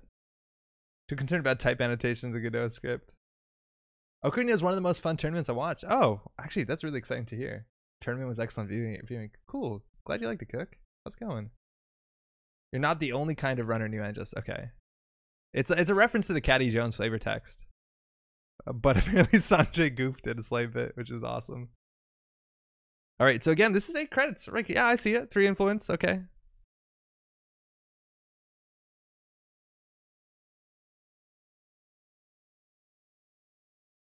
All right, and we're going to lose an agenda, and we're going to lose our Lacosta for free. Lacosta is really big. This deck also has like multiple copies of what's it called? Of BioVault, which we definitely want to get down. But money is, again, the huge issue here, and you need to score one of those early to make it snowball. If they actually had to pay 4 credits without Miss Bones, like, obviously that'd be a better trade, but they can run this for 8. And now the issue is like where we put our ice is only going to make this worse, right? Like if you have the ice on the inside, that's obviously the best thing, because then you can set it up for that to be real annoying. I think we just click for credits. Jamming Oboe is really scary because then they're on game point. Are they set up for Hushik? Not meaningfully, no. No, I don't think they're on Hushik. Yo, is that the Nisei? The Nisei Rizeki? Yeah, that's why you have the Thimble Rig. Yeah, the Thimble Rig lets us reposition it, but we have to get the Thimble Rig rezzed, which might be a tall order. But yeah, maybe we slapped on R&D or something. See, Gold Farmer isn't that bad. I've heard it's good. People have been saying it's good. I don't know why this is not scrolling anymore. Yo, why does the Rizeki right now, like, I know they cut it out, but it doesn't have a transparency. It needs transparency. We need Yakuza to get the Photoshop image. You don't want that box. You can subscribe, by the way, to Project Nisei Twitch. You can try to manufacture new innermost res with thimble rig. Yeah, I know, but we got to get our thimble res, which is it's difficult. Even when we put on server 1, I guess we can move it down, and then flip it out after. Going for the 5 cost Hushik? Yeah, I guess so. Are we talking spot class or Zeki? I think so. Faint? What is happening? Why do we keep getting fainted?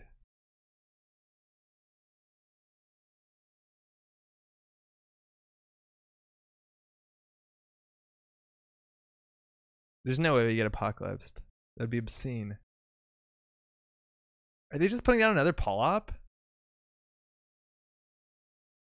Because that's good. Polop is good modernly. It's a connection.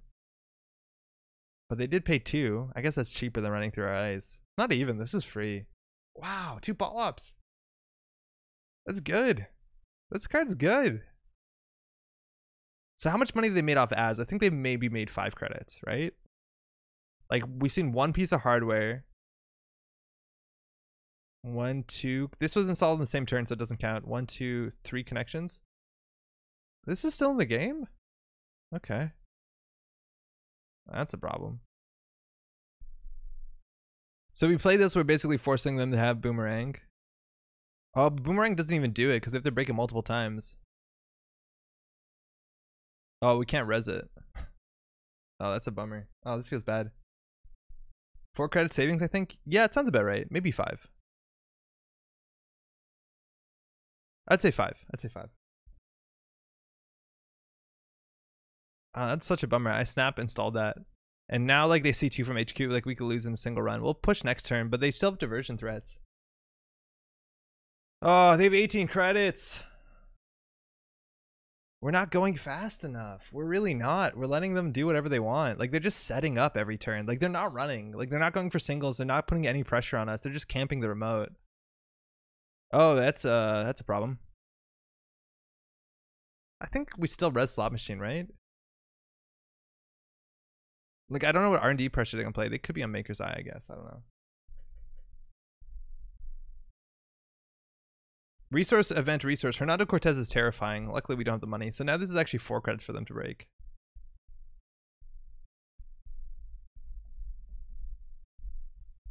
I don't feel like we're in the control at all. I think we need to draw into our things to jam. Like, we haven't found NGOs or Rashidas. Anything we jam, they have to interact with, which is going to be really good for us. But they're going to trash it. Biovaults, like, there's so many things that would be good to jam, but all those are predicated on us having a bit more credits. Like that. We needed that. Oh, we needed that card so bad. And they're definitely holding on to a diversion. The good thing here is that they paid a lot of money for the Ngolo.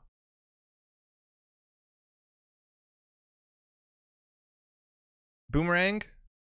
That's fine.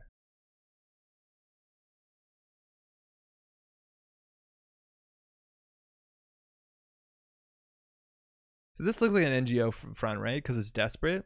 The thing is, like, we have to pop it immediately when we res it, so we can't, like, play around falsified because they do have a pull up. At least Macrophage is gauntlet resistant? No, it's not. Oh, you have to break all subroutines. Oh, you're totally right. Yeah, okay, you are. And also now they have the Ngolo. That's the one, like, good way, I guess, outside of Amaku to deal with the Sadaka. So now the Sadaka is just, like, diversion throw. It's not going to do anything. All right, let's see what they got. Event, resource. Caddy's coming up. Another card that they can just sit back and do whatever. Excuse me. Whatever they want. So they're going to boomerang that. So it's a click and a credit for this single axis. End of run triggers. Oh, boomerang. Yeah, of course. Yeah, I didn't realize you had to break all the subs. I thought it was just res dice. And they are using the MU well. Proco. And, like, what do we do for money here? We have no play besides click for credits. Oh, it's so bad.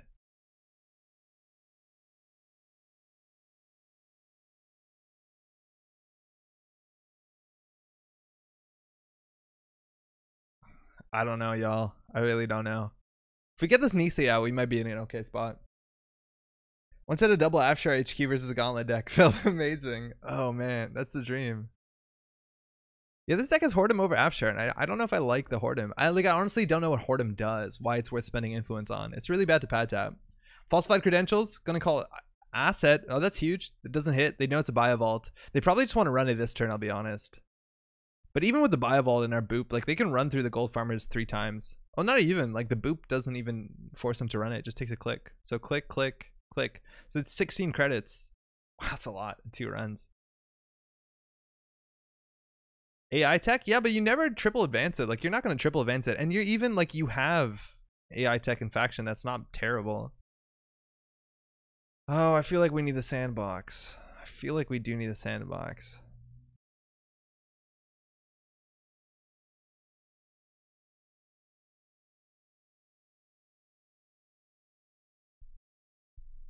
This looks like NGO front.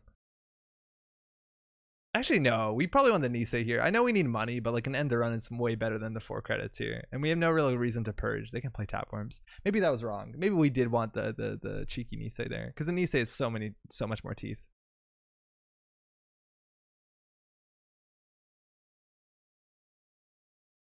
Let's see if they'll bite. And again, they can always like panic sell this for 9. Like, oh man. This. Well, I'm not winning, but you're not, you know? Hernando Cortez does nothing, but it is a credit of saving, and they are charging the remote. They have 2 clicks left. This is interesting. This is interesting. I think we res this. We're not threatening a score if we res this, though.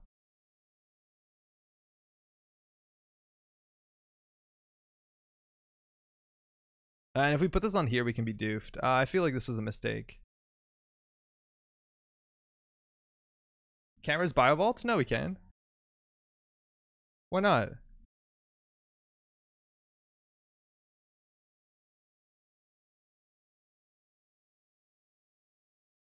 We could put Macrophage up front. It's pretty bad. We can put Slot Machine up front. Yeah, okay. No, RD, so easy. I don't know what we do here. Like, we're just gonna lose this for sure. I think they totally have us on lock. We just didn't jam anything into the remote, and we clicked for credits way too many turns in a row. Data dealer, the no fun zone. Yeah, right. Code replicators too. Yeah, code replicator is a cool card. Paul trashes it. No, it doesn't. Just because it's a fast ability, so we can res and trash all in the same window before they can Paul up. Because we get to do all our paid abilities before that we give them priority. So no, they don't need to.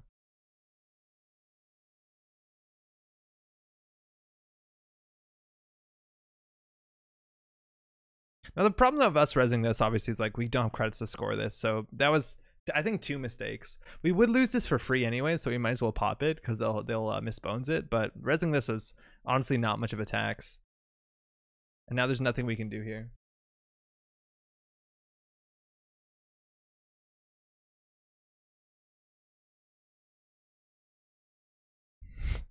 Could swap it back.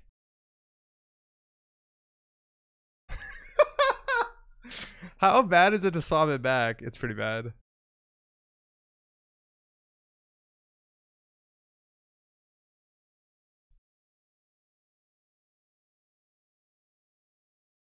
I don't know why they installed this thing. They also don't have like this could in theory we didn't have the money, but it'd been a Obakad, and they're not respecting the hand size. I don't think so. We could swap it with the gold farmer and then later swap it with unres dice, but then the remote gets so much worse next turn. And next turn they're gonna have 8, 9, 10 plus 6 credits. Like they run the remote. Ooh, IPO, sick.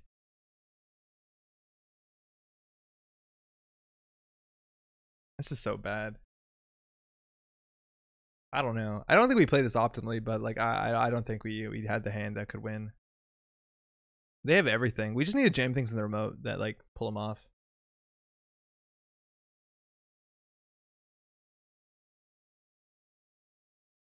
They only have 2 clicks left.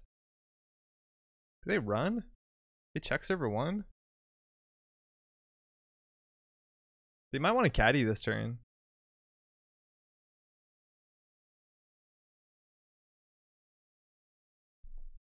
Slot machine on remote feels good. Technically 3 credits.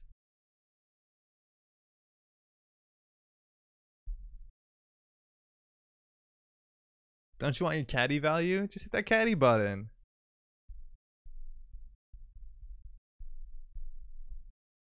We also do have agendas. Like, it's been a couple turns we haven't jammed. I would assume there's 1 agenda in HQ. I think 2 might be slightly over curve. Because, like, we've gone through half our deck, and we've seen 1, 2, 3, 4, 5 agendas. And this deck only has 8. So, slightly over curve, not far over. Yeah, there you go. That's, we're going to lose right here. Early sandbox would have been much better than slow roll oboe. Yeah, totally. Huge. It would have been huge. Event, resource. So this is 4.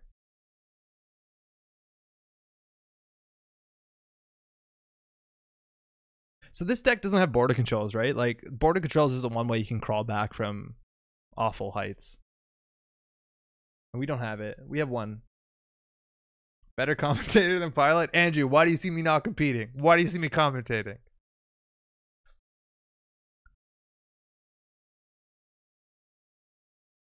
There's a reason. Yeah, early sandbox seems really important for this deck. We probably want to prioritize that and not even ice centrals. We probably just want to jam remote. I feel like that's probably correct. They're still on 12 credits, and they did take money off caddy, though. Ah, these Anansis. Is Crim not running pad taps, or did they not draw any? I don't know. Some are actually not running pad taps. There's a chance that they have more of an incentive to run connections that take up slots. Like, we're seeing some cards that don't normally take slots in Good Stuff Criminal, like Polop, Data Dealer. Hernando is in theory a flex slot, the console, I guess, but you play console anyways. And I feel like maybe 2 Rozekis, you don't need it. But in this matchup, I wouldn't have played it. Maybe by now I would have, but like, we played 3 econ cards. So, you know, whatever. All right. I think I have a plan. I thought you saw a pat tap from Slot Machine. Oh, maybe we did. Maybe we did. I haven't been paying attention. You're right. Oh yeah, we did see a pat tap. Yeah, okay, that answers that. Dope says concede. Yeah, probably. Yeah, we probably should have fixed this, but I don't know. We definitely should have. We just need to get to 5 credits and push out the Nisei.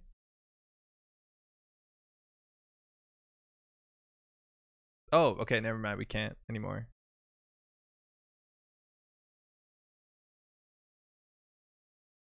Now, if this slot machine was here, they'd be paying 3 times as much money, so that would have been good. And we could always return at the end of the turn. Yeah, we're definitely fucking up here.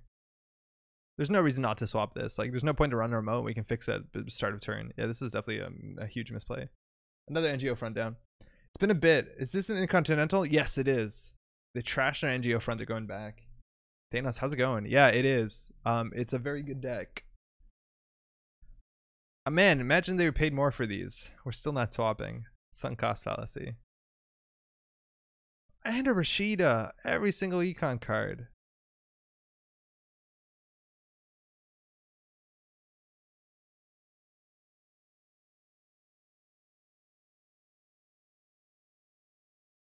Three, 4, 5, 6. There's only 2 more agendas and 20 cards in R&D, so R&D is probably okay to not ice up anymore for a bit.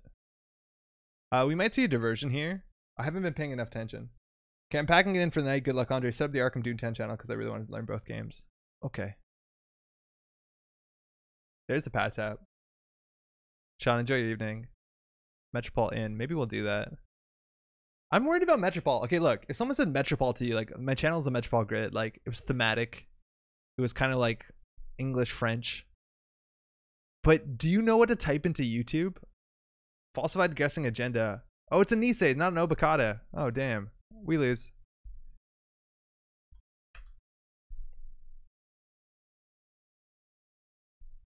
If we had an Obokata, they would draw a run, though, so there's nothing we can do. They built Exodia? Nah, yeah, I guess so. But we're just not doing anything for matter. Okay, just concede. Slightly slower.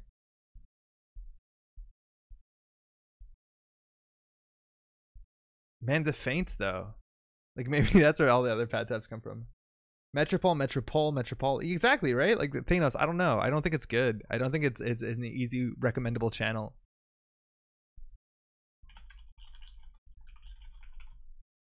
Conceding now would be a little on the nose. Well, yeah, but they know it. 55 credits to 142. 55 credits to 142. Oh, boy. Metro in? That's hard too, though, right? When I think Metro, though, like as a brand, I think of the games. Oh, man. I feel like there's too much drip econ for runners these days. It was something that Nisei addressed in some of the commentary, that like the amount of drip economy that the runner has a huge impact on the meta for the corp. Like you just have to go aggressively, and we didn't. Like we iced 2 centrals. I did totally forget that just a face down ice against Ag Infusion is good enough against diversion. Like it didn't have to be good ice. So I feel like we should have done that. Never res and just committed to the remote. Hey, cheers. But yeah, that was absolutely brutal. We did literally nothing there. Font Metropole Grid's super easy to recommend because of how good it is. Thanks, Giles. It's just the name, right? The name is hard.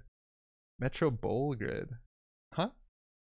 Is Metropole 2 cities named smushed like other A&R meta cities? Yes, it's meant to be a mega city, but it's like meant to be, it's been a while since canonically this was thought up, but I think it was meant to be Montreal to Toronto, to even like Ottawa, and then like upstate northeast. So like maybe Burlington, Vermont. Maybe Quebec City, but like basically northeastern America, Canada, classically. Metropole, did Giles spell that correctly? Whatever. I mean, Arkham doesn't look taken. I just don't want to name it Arkham though. Like I'm not gonna be doing only Arkham content. So I want to keep it like open, that like we could do like, oh, Monster Train or whatever. Like it doesn't have to be only that. I missed that joke, Giles. That was a Giles. That was an intentional joke. That's actually pretty good. Ah, the Vermont megacity. Yeah, what's gonna happen in the future? The Northeast is gonna be really important. From my understanding, Toronto is doing a lot right now to make itself like a tech city. And I wonder how that's gonna look in 10 years. But they're doing a lot on that front. How do you rush this deck? You don't ice centrals. You do not ice centrals too heavily. You jam 2-3 ice on a remote. You keep the inner one unresed. You score an early sandbox, and then from there your economy is probably good. Because even if you purge a turn instead of clicking for credits, it's 33% better. So at the end of the game, we wouldn't have 54 credits. We would have had, quick math, 70. Feeling good about that number.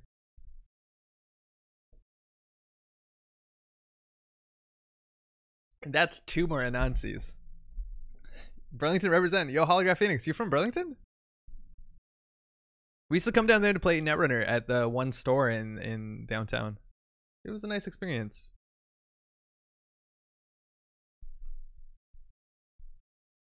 All right, we're playing against the America's Continental Champion, so it's gonna be difficult.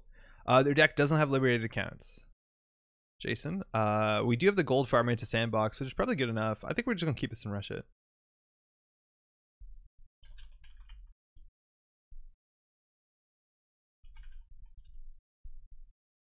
All right, let's go. Beans runner. Oof. The beans branding is pretty difficult. Okay, we're gonna commit to the plan. Well, in theory, you want this in the inside. Okay, we might have overcommitted here, but this feels okay. Poker face, gotta keep that poker face. What up, Chris? This is fine. This is fine. Late to the party. Are you talking about a name for non-Netrunner stream? Yeah, totally, Paul. How's it going? Single action, that's good. Single access, sorry, that's good with Hoshiko. You want to get those early accesses. We actually could get Apocalypse here in theory. This is an overcommit, but we can't really. If we get Apocalypse, I'm gonna lose my mind. Ooh, straight into it. So, we actually can't res both, so we'll just res this one, which will end the run. But then they can come back. We made a huge mistake. I think this was also really bad. David, what up? Maybe they don't spend 6 here? Oh no, because we can boop them. This was really bad. I'll throw my vote in for Off the Grid. Yo, Off the Grid actually was Maddie also recommended that, and I think it's very cool. It's also an old Netrunner card. The problem is the SEO on Off the Grid is so bad. It's all about like living off the grid. If you Google or YouTube Off the Grid, it's all about people living in like earth ships or like, you know, growing their own food and stuff like that, which is cool stuff, but not exactly you know, it's going to bury the channel. And I think you have to keep that in mind.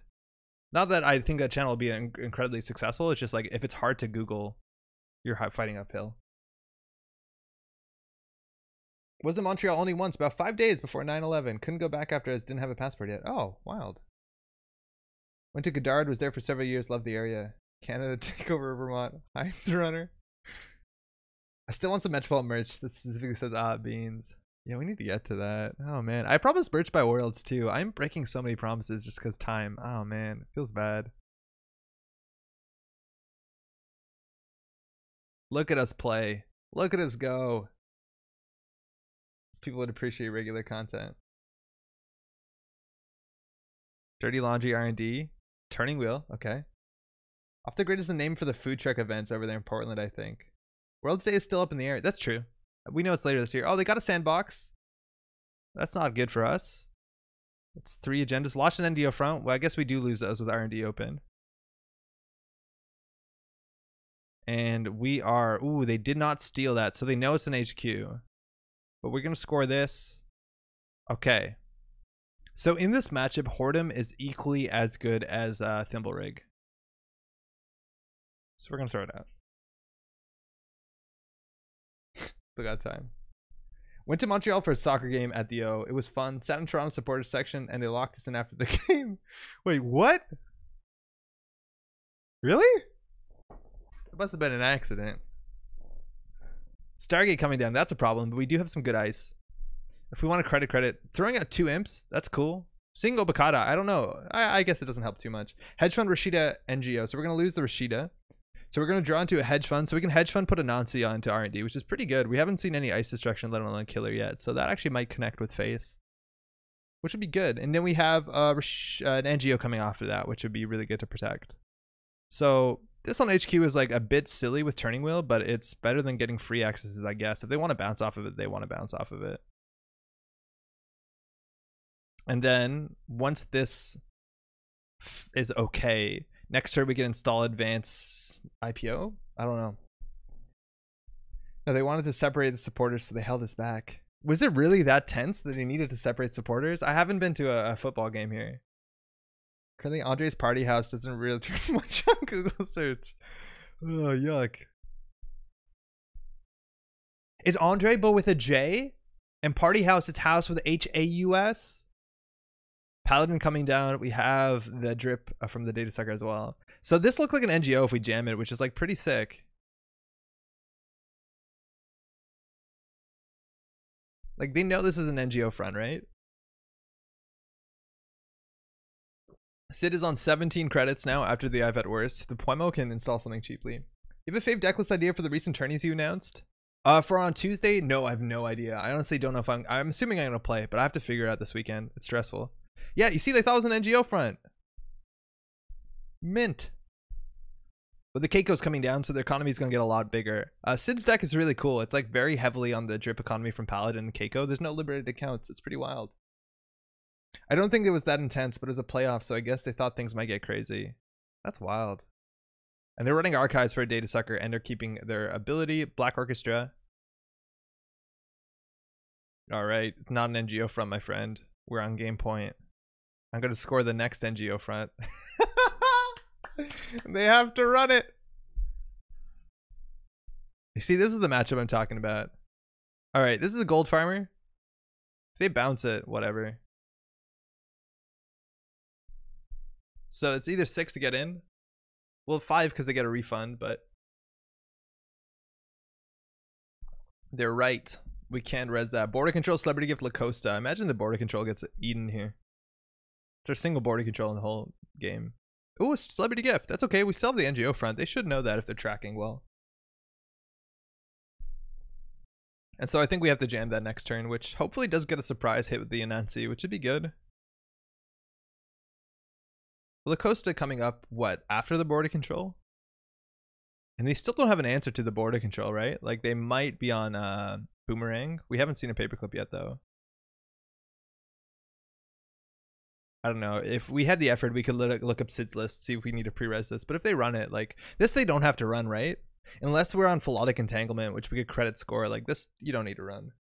That's the last I've had worse. The DreamNet now archives we probably want to ice up. Macrophage will do good enough. Actually, Macrophage on Centrals is fine. Even in front of HQ is good for turning wheel.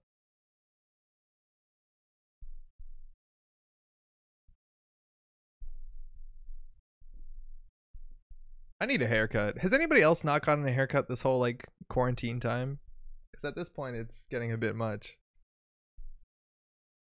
Man, Macrophage will be really good. I think they can break it once well with Data Sucker. But after that, again, every time that we purge, you get 4 credits. It's good. I haven't since February. My hair's a mess. Okay, so you know what it's like, huh? I also haven't since February. And it's the back of it that's like really been a thing. Basically Shaggy from Scooby-Doo, says Shaz. I shaved my head like 2 months ago. Oh man, I wish I was that brave. Did you know what your head looked like before you did that? Because if it's a terrible surprise, you can't fix it. It's too warm for hats. I've been cutting my own. I wouldn't recommend it. Ice Carver coming down. We have a Lacosta. That's sick. I guess we'll pop this. No real value gained. So this is 8. I think we want to put this on archives. We can play a bit slower here.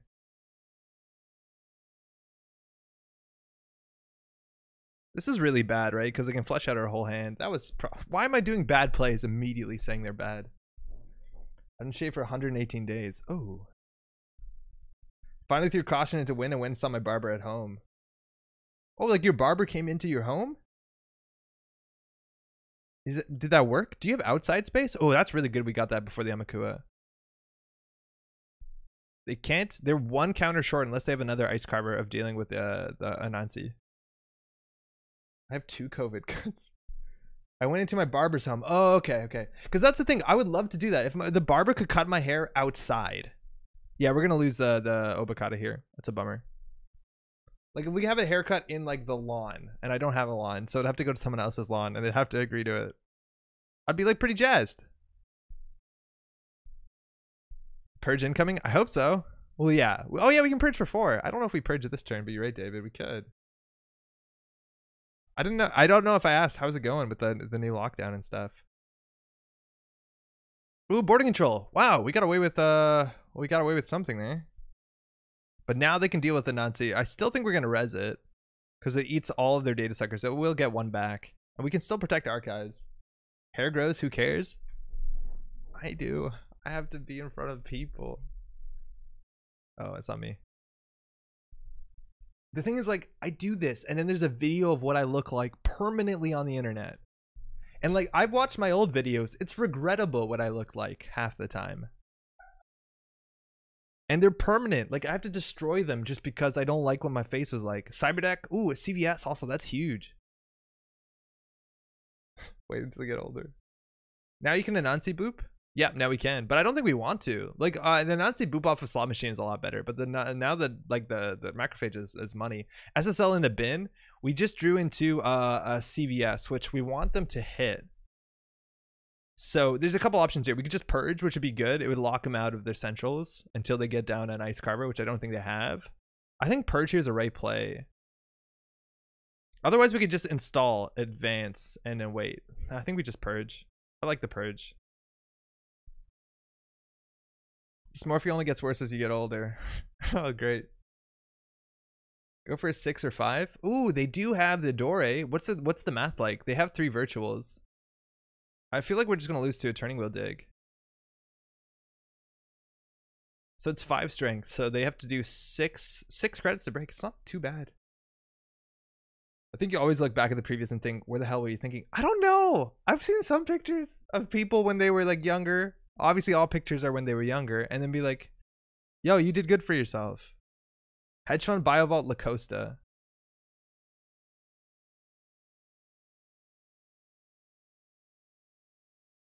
All right, so we install Obokata Advance border control. Seems fine. Probably don't have the money to do everything.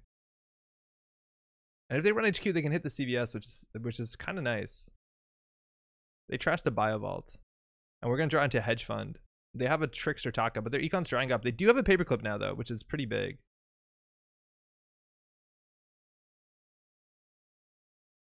Okay, I'm not thinking good enough. So we could hedge fund here. In theory, we need 4 credits for this. Plus, that's 7. So the gold farmer is not good enough. We probably want to use this for a boop into the Nancy, which seems good. So it's either advance border control, which would leave us on 7 credits if we res it even fewer. I'll take the play that sometimes wins us the game. But obviously if they hit this, it's a free hedge fund. It's so good, let alone the purge is pretty valuable in this matchup. These decks are really well positioned against all of this. I think the Paulina list actually has 3 IP blocks. We don't, which would kind of be sick. But the Amakua came down really late, so they're not even that heavily punished. I think they have access to all their breakers. They could even overinstall this, which with the MU, they don't really need to. Ooh, Bravado. Wait, they can't. Oh, they can break it exactly with Taka. So this actually only cost them 4 credits, right? Because Taka gives 2 credits worth of value. And they get 4 back, so it's a free run. At least it's not what's it called? Stargate. They know what this card is too. Oh, they know what this card is. So they're seeing a lot of cards here. Nothing. Literally nothing. They need to run this twice. It costs them 8 credits. Yeah, whoa. That was a big whoa. Huge whiff. Bravado doesn't give credits for cards, it's only for ice. Okay. That means none of us are going to win soon if this gets stolen from the remote. But they have the 4 cards in hand, thinking. So if they run, we could res this. They can't break it. They could pull in their breaker, which would break it for 6, probably. And that would leave them with 2. So I think we do res it. I think the res is better than boop. But we could always boop them into the Nancy, which would be another 6. There's an SSL in archives. Yeah, you're totally right. I totally did forget about that. Oh, boy. Christchurch, David says, my city isn't yet in full lockdown again, but that may be a matter of time. How are things over yonder, life normalcy wise? Life things are good. Things are pretty normal. I don't go outside a lot, but then again, I normally don't. Okay, obviously this is bad. And once this fires, it will have too few cards in hand. So I think we're just going to throw them into the Nancy because we know it's going to get a turning wheel, but nothing else. And a data sucker. And a Amakua. We actually might regret that. I don't see how he will. But otherwise things are good. The numbers of like COVID stuff in Montreal are like pretty embarrassingly bad. I feel like the numbers in all of just the city of Montreal, I think is like equivalent to some whole provinces. And sure, a lot of that's a population thing and the fact that this is a dense city, but you don't see a lot of masks on people out here. They can draw and run. Yeah, here they could draw and run for sure.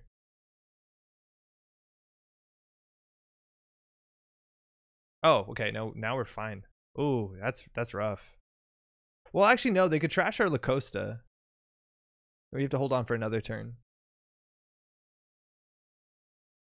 Oh, but this is so expensive. Why are they installing it? They have Amakua. Now they can't even trash our La Costa.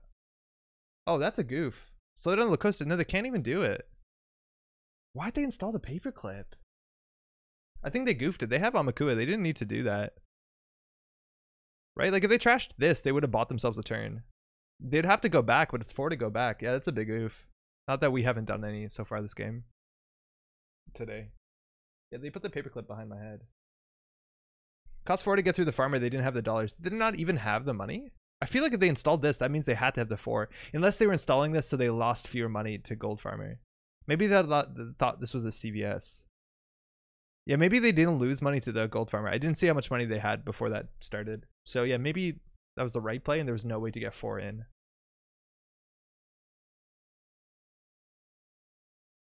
This is where the imps are good, right? Like the imps, obviously MU is tight, but the imps are in theory like a film critic of sorts. But that's it. They have to win here. So like check the 1 card in archives or 1 face down. It's technically a play. HQ, they know, I think they know both of these cards. If they were tracking properly, they should know both of these.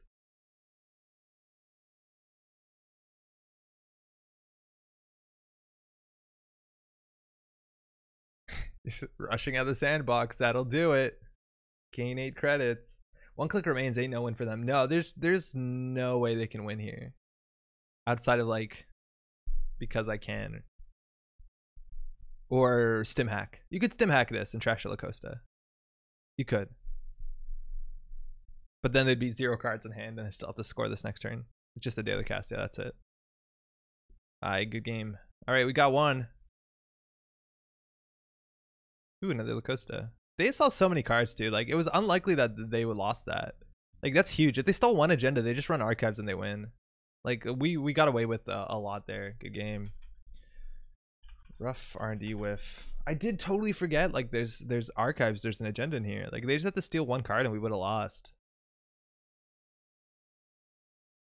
Oh, I'm not playing well today. Play Pollen, at least we have money.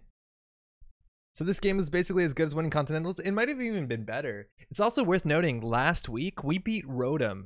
We beat Rotom on stream playing our Earth Station deck, and Rotom came second. So it's like we came in first, because we beat Rotom. We're good. But so certain there's no agendas in HQ lol. Yeah, there's nothing.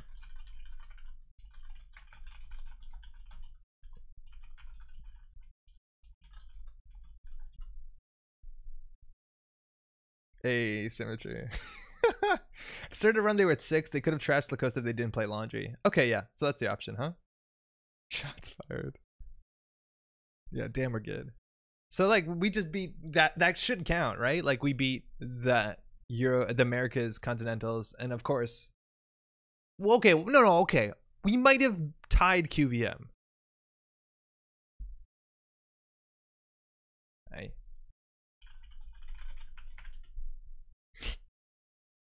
Damn, we're good. That'd be a great channel name. I wonder if you can have punctuation in your channel name. How many players common for Arkham? 1 to 4. Max is 4. Oh man, okay. Slight spoilers. There are more scenarios that are coming out. These are usually the scenarios, the standalone scenarios that come out for at the same time as Gen Con, where people can play in big numbers. And modernly, I don't know how they work because I haven't played the latest one, but the idea is that it's different groups of players. You're never playing with more than 4 players. Have a way to interact with other players. The coolest one by far, minor spoilers on the Labyrinth of Lunacy is what it's called. So if you don't want to hear spoilers, I will clap here and then I'll clap once and I'll unclap and we'll go back at the spoilers. So we're clapping here. So normally in Arkham you play with 4 players, and this was up to 12 players. And each team, we were playing at the pub back in the day. So we'd have a team of 4, team of 4, team of 4, and you're all playing the same scenario at the same time, but you all start in a different pod. If you're playing with up to 12 players, each person gets like a different part of the scenario, and it plays kind of like Saw. So like in one of them you start and you're stuck in some trap. Someone else is stuck in a room with a bunch of switches and they don't know which to turn on. Another one's stuck in some other situation. And then the cool thing about Arkham is like when you replay scenarios, there's some random variables that will change, and based off of what random variable you got would determine how you can, as if you were playing Model United Nations or some sort of mega game, how you could interact with the other groups.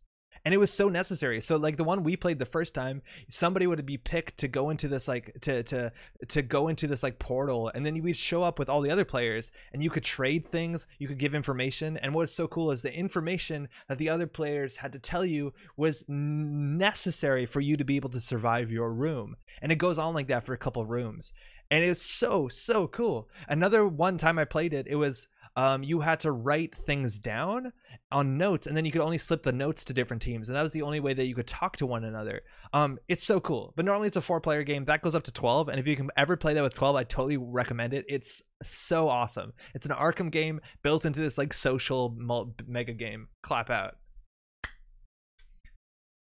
And that's when the polar bear, I didn't have a good throwaway fake thing there. Oddbeans.com seems to be free. It was so bland as a normal scenario. Oh, yo, Kyle, as a normal scenario, it looks terrible because none of that's involved, and then it's just some, I don't know, some like abstract horror game. I don't know. I wouldn't play as a normal scenario. If you're playing as a normal scenario, I'd recommend you to skip it. All the other standalones, not the case, but they got better at that in terms of like having scenarios that if you don't play in huge groups aren't but none of them have interacted as cool as that for sure. The 12-player Arkham Asylum is called Labyrinths of Lunacy. It's worth noting the one that came out recently, the Attack of the Blob That Ate Everything, I think is the name. That you can play with hundreds of players, and in theory, I don't know how it works. It's like less direct, but like you all share a health pool for the big monster or something. In theory, that like forces everyone to work together in some cool democratic way, but nothing as involved. And let me tell you, oh man, it was so cool. We played it twice with 12. Like that's how good it was. Good stuff. All right, we're gonna play the Pollen version. I think it's a bit rushy. I like the agenda suite. It has one more agenda, so we're not gonna get away with that neat 8, but at least it means we'll jam something faster. It's worth noting we haven't fired a Rashida ever, but we've been doing a bad job at icing up centrals. We do have end the runs though, which is cool. I think we have a lot more end the runs in this deck than anything else, but Eigenfusion can make anything into an end the run. Rodom was talking about this. I was asking why is it called Coffee Shop Pollina, and I don't think a lot of people know it, but Costa Coffee is like a coffee chain in the UK specifically, so that did not track at all in Americas, let alone maybe other places in Europe. Do you have Costa Coffee anywhere else? I don't know. I heard of it before, but it's not a thing here.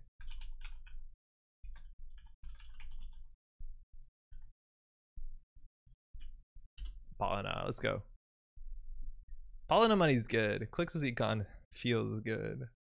Clickless card draw feels better, but we'll take the money because we've been short on money every single game. It's been the money's been limiting what we do, and there are some games where you have enough money you can do anything. That obviously is the ideal intention, but having a bit more money would be nice. Frontal bubbles. All right.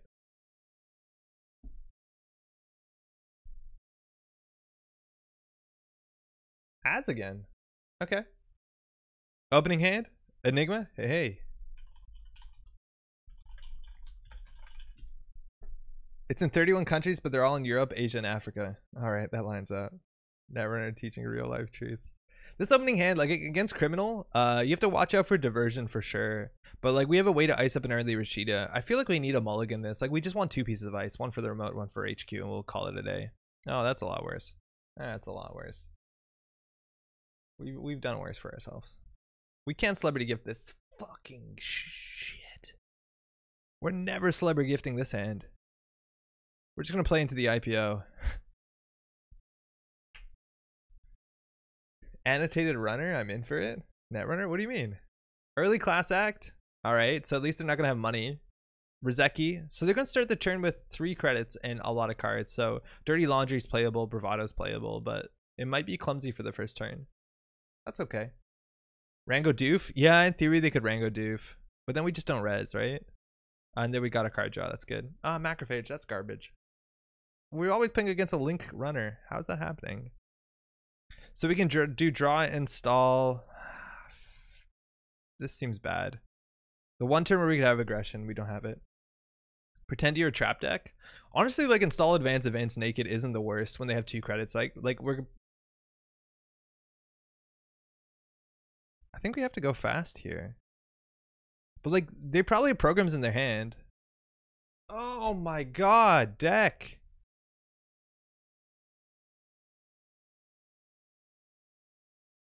Here we go. Triple Rizeki emotes, yeah. That's it. Probably could have got away with Macrophage Rashida. Yeah, I feel like we probably could have got away with it. I think you're right. Icing of R&D here is kind of useless. Now there's a small chance this goes through.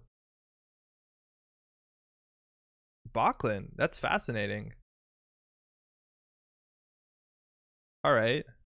Oh man, imagine that was a Nisei. We probably should have gone for a Nisei. Like we needed to high roll that. We might as well high rolled it as high as can get. Bachlan though, that means that they're on what's it called? The Citadel Sanctuary, which makes sense. They have the link. Oh, they have pad taps coming down. Whatever. They're gonna get 4 credits a turn anyways. What can we do? Drug dealer. Oh wow, that's more money for us, which is more money for them. Oh boy, that's bad. Keep score, keep installing and advancing. Yeah, maybe. Oh, where's our ice? So now they get 2. They basically get free card draw. Whatever. What? There's 20 ice in the deck. There's 20 ice.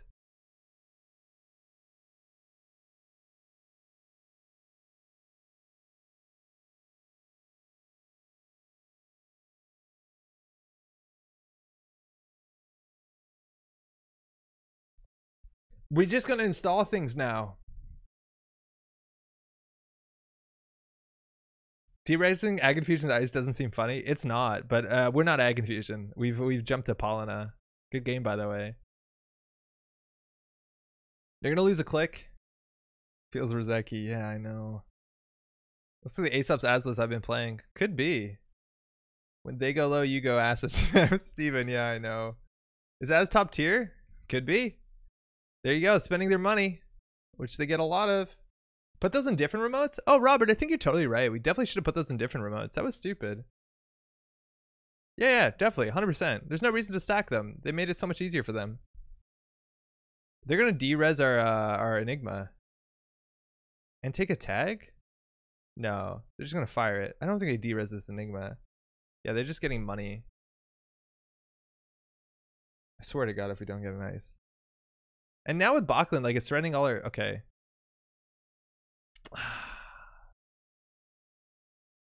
So we can get doofed now. This is such a big issue. At least we can recover from it pretty elegantly. I don't want to do this. I don't like... I feel like so much of what we can do has been controlled by our draw. And I think, yeah, drawing 17 ice and 36. Like, what do we do here? Install advance? Like, it seems bad. Diversion's so bad. Like, they do de-res diversion. And then we're on 4 credits. We can't threaten to res this. So, like, jamming behind this is stupid. Or not, it's not stupid. It's risky. I don't want a celebrity gift our whole hand. It's mostly agendas. Like, this is so bad. And we're just stalling here, which makes it look even more suspicious. Whatever, if they take that, it's fine. So they can't boomerang this elegantly. That's kind of a cool thing we got going for us. But if they ever get their Bachland up to 5 counters, yeah, there you go. This is exactly what we're talking about. Like, we had to put this in front of HQ. And then we're not playing the game. Bluff Nisei? Oh, no, they're going to run this. At least they can't steal it. So they took a tag. They're going to take our money. Cool. Enjoy. It's an Obakata.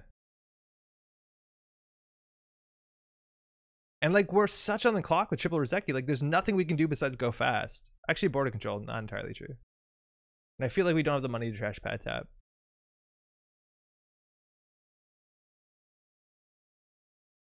The problem is if we advance this, we're not threatening this. Hopefully they run it. I'm not gonna res this. We can res this around falsified. Crimson never run archives. Ditch them and shuffle them back. We could. I accept they will. I expect them to run archives though, because of pad tap. I mean tapworm. Excuse me. Like they do run archives. And the thing is, their MU is goofed up, right? Like, what are they going to drop down here in Angolo? They can't.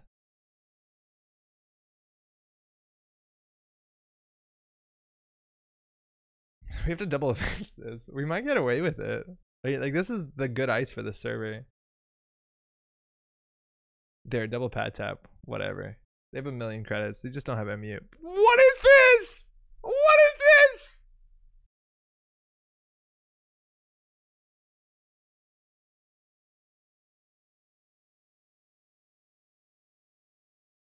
If they do boomerang diversion, we still have a Nancy money. Amina. Okay, that's their 1 MU. And we're gonna hit them with the Nancy. Okay. Fire and broken subs. No MK Ultra. Alright, here we go. Here we go. We found it. Nope. Still agendas. Still agendas to be drawn. Okay. Border control's good. So we'll put the Nisei at the bottom. Celebrity gift at the bottom. And then we'll do border control into IP block into NGO front. IP block's not amazing. They have link. That's good.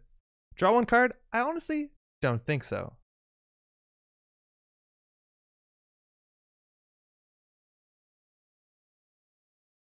Ooh, filter draw. So they still can't get this. They're going to be short. What do we hit? Class Act Boomerang Daily Cast. There we go. Install the Cyber Deck.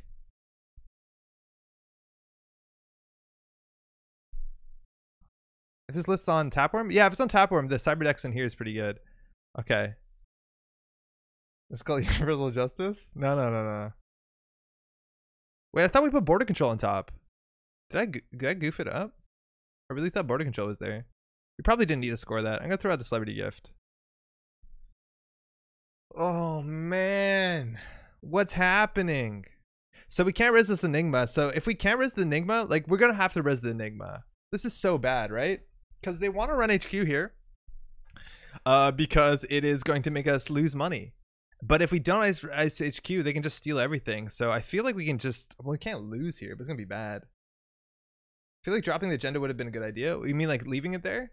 I feel like leaving it there would probably have been better. We could have stole the NGO front or something. Or just got a border control on HQ. I think we didn't have to score that turn. Discard to archives. Oh, I don't know. Oh, this is on me. So we're on 0 credits because we lost. They hit the NGO front. Turning wheel. Why res Enigma? Because otherwise they're going to slam HQ over and over again, right? Because they have turning wheel. Then we lose everything. Like, at least this is a 2 credit tax. Like, I think we have to res it.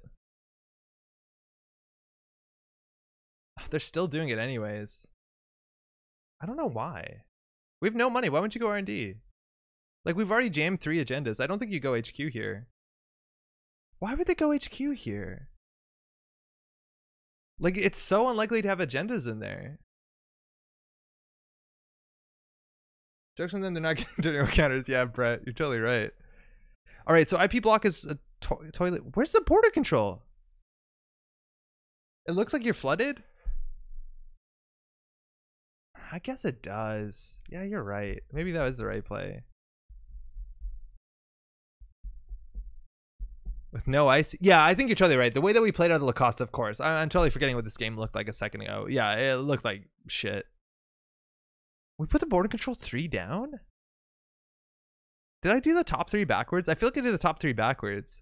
Like, I didn't want to draw the NGO front there because it'd be stuck in HQ. Like, that was obviously very bad. But now we have like a long-term play that involves scoring out. Yeah, I did them backwards. Oh, that's bad. Because we wouldn't have lost the NGO here. So we're going to lose a credit every turn. Obviously, if they get the agenda here, that's really rough. Okay.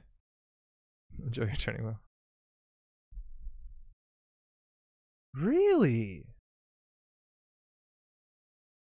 We have 2 credits. Why aren't they running R&D? I guess we saw the cards, but like 2 down, there's an agenda. Oh, yeah. Oops.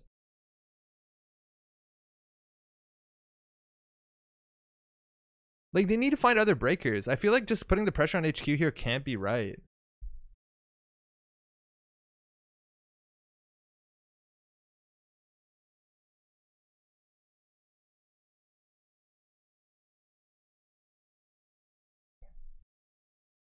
Right, like they don't have any other breakers. We trashed a boomerang. So like as soon as we jam behind the Nazi, what's their hey. Wanna undo it?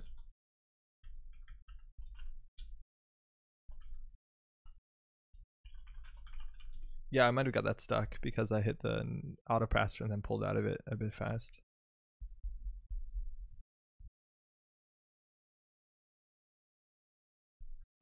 I don't think it's suspect, otherwise they would not have face planted to a Nazi oboe. Building up turning wheel.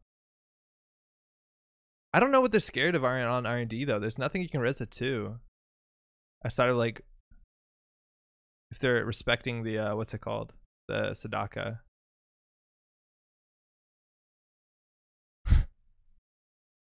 Wow.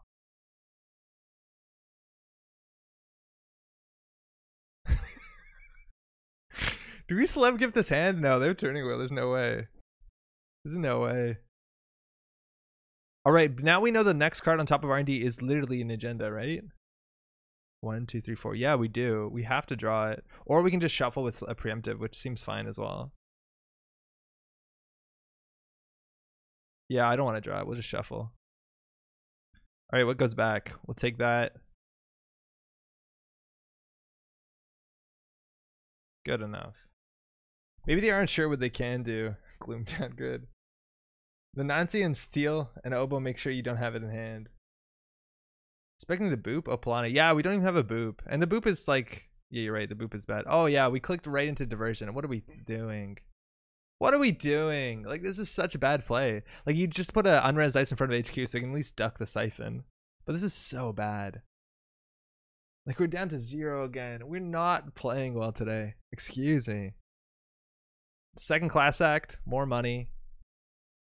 Well, it's all about their breakers and their MU, right? Like, they're gonna have to trash a Rozeki. Like, I don't know what their rig is. They might not be on Ngolo. Yeah, triple Rozeki is tilting for sure. Like, you go faster, you lose. Was the triple Rozeki was after the class act. And what do we do? If we click 4 here, they're gonna siphon us.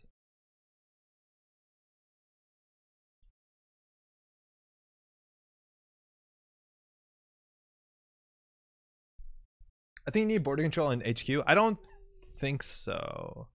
Okay, they can put one more breaker down. I'm not rezzing this. Probably on Gauntlet, so they can have 3 Rozekis? Yeah, maybe. They're on Nexus? Who knows? Nexus is only 1, right? We have 1 credit. Why are they never going R&D? This is so weird. They finally found it. And we're on game point. But like, how many slams into HQ is that? That doesn't make any sense to me.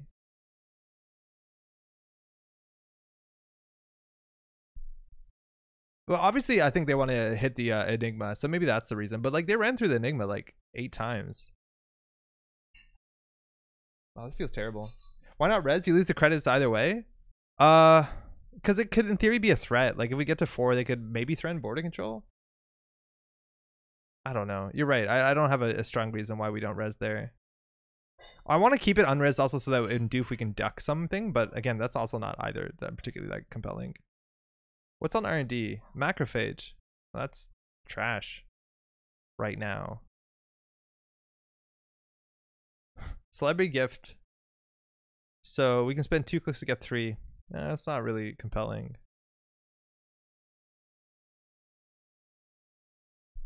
I don't know. I don't know. All right. They have 5 turning wheel tokens on 1 agenda to win. There's still 4 agendas in the deck and 31, so the density is not too big. I think the Resident Enigma killed you here. You lost all the agendas anyways, and you didn't have a rich runner and a way to keep you down. You didn't have face down to boof. Yeah, resing into Amina is like the worst place scenario here for sure. But like, if we didn't res, they had turning wheel. Like, we would have lost all the agendas maybe a bit faster though. But you're right. Maybe overinstalling the Enigma is the right play because we're losing a credit a turn, and we can't afford that. I think overinstalling the Enigma might have been right. I'm really not thinking well. Am I tilting? Yeah, we're not booping Thanos though. We're not Egg Infusion. That's totally right. Runner gains 5 on the turn and then 3 on yours. 8 drip. Yeah, I know, and we can't interact with it meaningfully. Like, we're just gonna lose. We lose 1. They gain 1, 2, 3, 4, 5, 6, 7, 8, 9. I think they gain 9. Yes, you are. Oh no. I don't get it. We're on 2 credits. Why didn't you go R&D? You could just end the game. You have 6 cards in hand. You can see 4 on R&D. You Paragon. Yeah, there you go.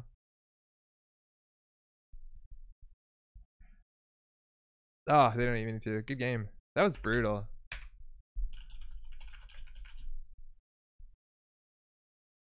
Why were they slamming HQ so much? 95 to 48. Presume you're flooded? Oh, yeah. Well, early was terrible. Think 1 ice in the top 11? There's 18 or 19 in the deck. Yeah, another agenda top. Yeah, so like we don't win anyways out of that. There's no way. Yo, what's up, Light? It happens. Yeah, so we definitely misplayed a whole bunch of that. They got double our money, but like, I don't know. You have to go really fast against Rozeki, and that's the strength of this criminal. Again, like, as if that was Leela, oh my god, how bad things would have been. Like, if that was Leela, it maybe actually would have been better for us because our HQ would have been padded a bit. But like, I don't know why we're seeing so much Az. Like, Az is doing nothing in these matchups. Like, how many connections or hardware did they install? 1, 2, 3, 4. They installed 4. Oh, 5. Maybe Bachlan. Maybe they installed 2 a turn. But they gained 5 credits a turn. Like, imagine they were 419 and with, you know, I don't know. Obviously, you don't have to play the best stuff. It just, I still don't see it. Okay. All right, we got to rein it in. We're going to win 1. We got this. We got this. Oh, Kevin Tame. Uh-oh. Do we got this? What up? All right, I wouldn't be surprised if Kevin's on an Apocalypse in the Hoshiko list. Our opening hand's actually pretty good. We could do Enigma, Lacosta, Nisei. We probably just want a hedge fund and like Anansi something. Thanks, you too. Yeah, this is a good hand. Poker face. Okay, how do we play this? Hoshiko wants to get central accesses. I think we want to set up next turn to install these three. So that's our play next turn. So this turn we can put the Nancy on. I'm assuming HQ, like, I don't know if they're going to Stargate turn one. It seems wild.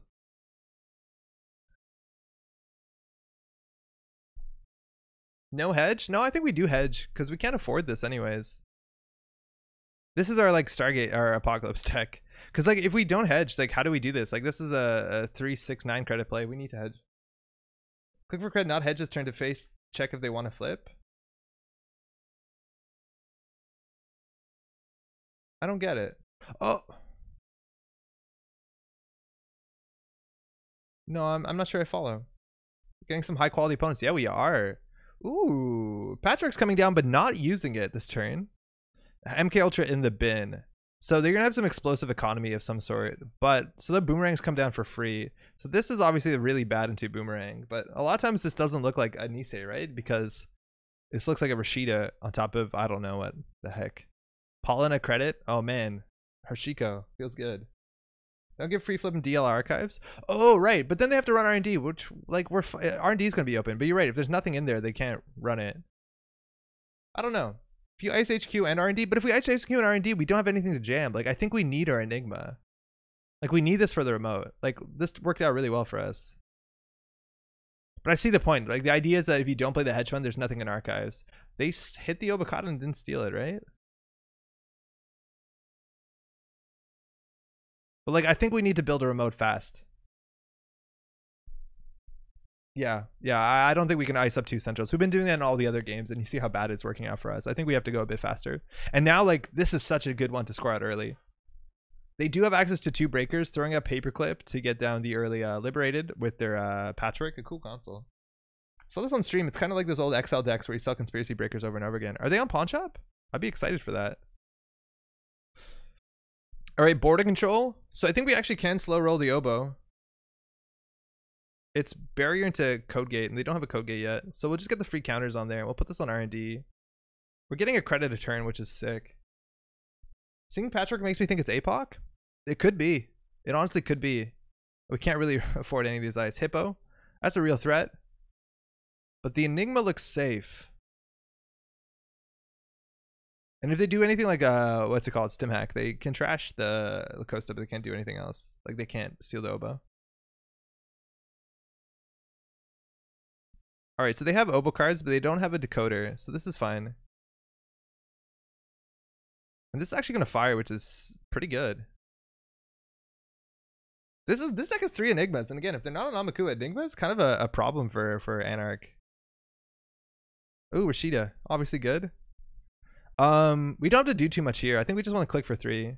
I'm forgetting we also have the Nisei counter, so if we're ever worried about Apocalypse, and unfortunately we're 1 credit short of a Nancy. They're not getting their Hoshiko card this turn, so we're not getting credits. And we're 1 credit short here.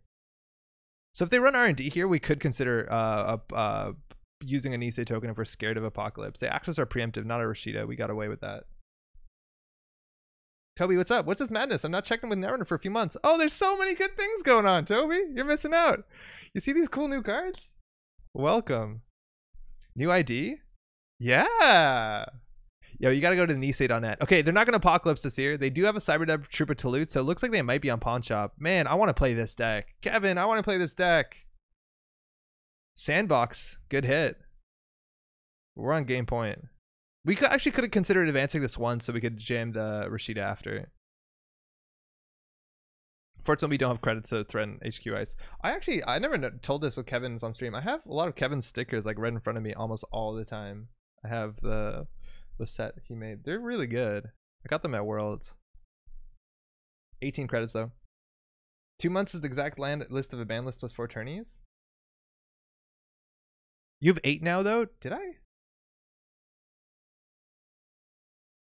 Ooh, that's bad. Only 5 agendas left in 35. 1 and 6. 1 and 7. Got it. I feel like later in the stream I'm sitting back, so here, hold on. This might help. No? Yeah.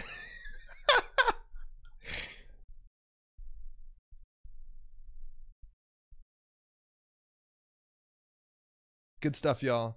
Okay, wait, now I have to sit right here now. Okay, if I can sit back and we zoom in like this is fine. Okay, so we can get this cooking. This is threatening game point here. I don't know what to do with Street Peddler. The problem is if we Resident Anansi, we lose it. Drawing second click, I'm going to feel really dumb, so I'm not going to do it. But if we res the Nazi, we lose it pretty quickly to MK Ultra plus Cyber Trooper Talute. So that's not good, right? 3 strength, they break for 6, we lose it permanently. Feels bad. I think no matter what we do this, maybe we actually install another Rashida. I don't know. This is Kevin's non-APOC list. It's just got silly good economy, like 2-3 link depending on Hoshiko's side. Super cool. Nice face you got there. Thank you, thank you. It's probably slightly out of focus. Do they actually have the decoder here? Yeah, they do. Wow, they have for a bit. Well, res border control. Yeah, if they hippo the border control, we're okay with it.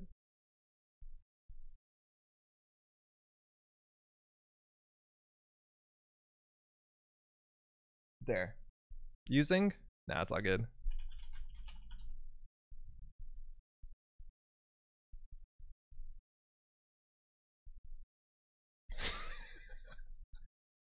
Why does this make me so happy?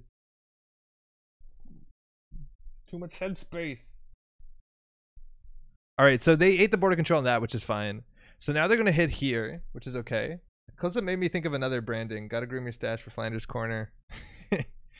I still have that sweater. It's a shame it's too warm. Your face proximity violates my social distancing ethics. I'm sorry, but it's good that you're keeping those sort of standards. It's really good.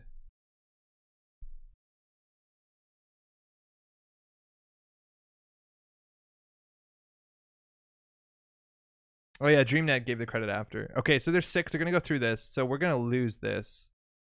We lost the border control, which is not that much worse for them popping it. But border control like Enigma, it's 3 credits every time they go through it. Rashida's going down. Lacosta probably has to go down here. Oh, not even. Nice. And we still have 8 credits, so the face check on the Nancy. We'll see if they have another hippo. Puemo. Card draw. What came off the peddler? They threw out a legwork. You have to advance. Oh, that's a bummer. If we got one more ice here, we'd be good. Is that good enough? No, it's not.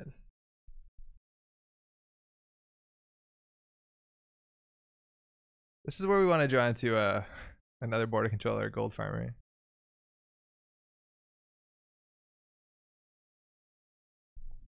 Ooh. Okay, if we were really brave, we could jam Nisei on top of Engram Flush and see if they interact at 7 credits. There's a chance that they don't, especially with the Nisei token. The problem is that like this obviously doesn't end the run.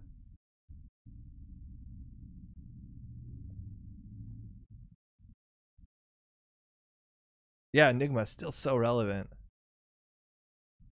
DreamNet making this a bit cheaper. Rashida is going to go down. The Coast is going to stay. And the access to cards, so that's more money for us as well. Aesops, just in time. So they're basically going to sell their breakers so they can reinstall them. At least here they don't get value off the... Shit. Ah.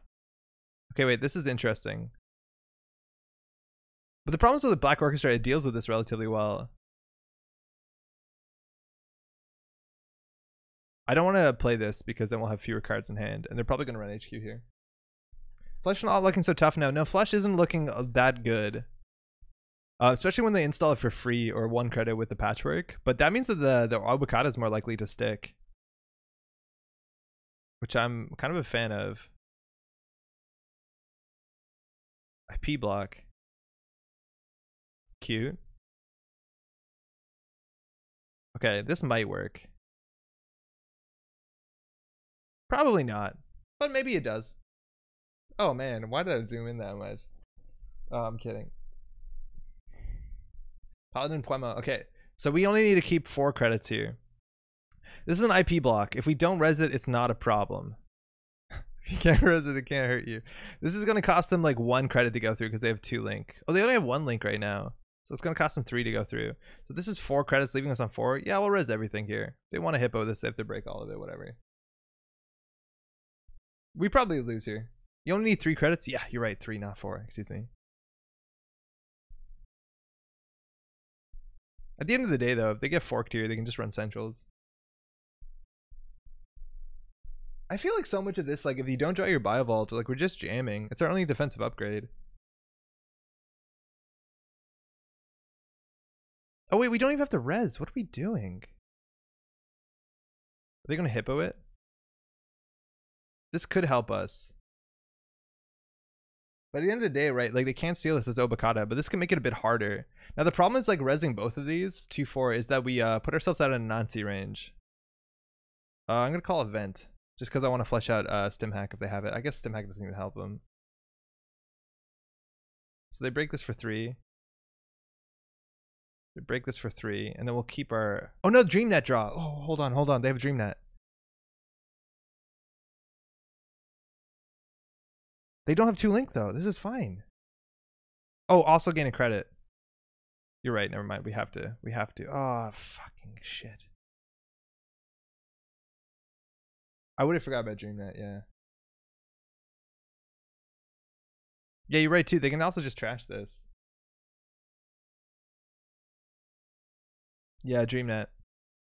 Yeah, okay, we lost this one too, my friends. I think we've lost this one. Why didn't we boop them? We're not playing Ag Infusion. We're playing Paulina.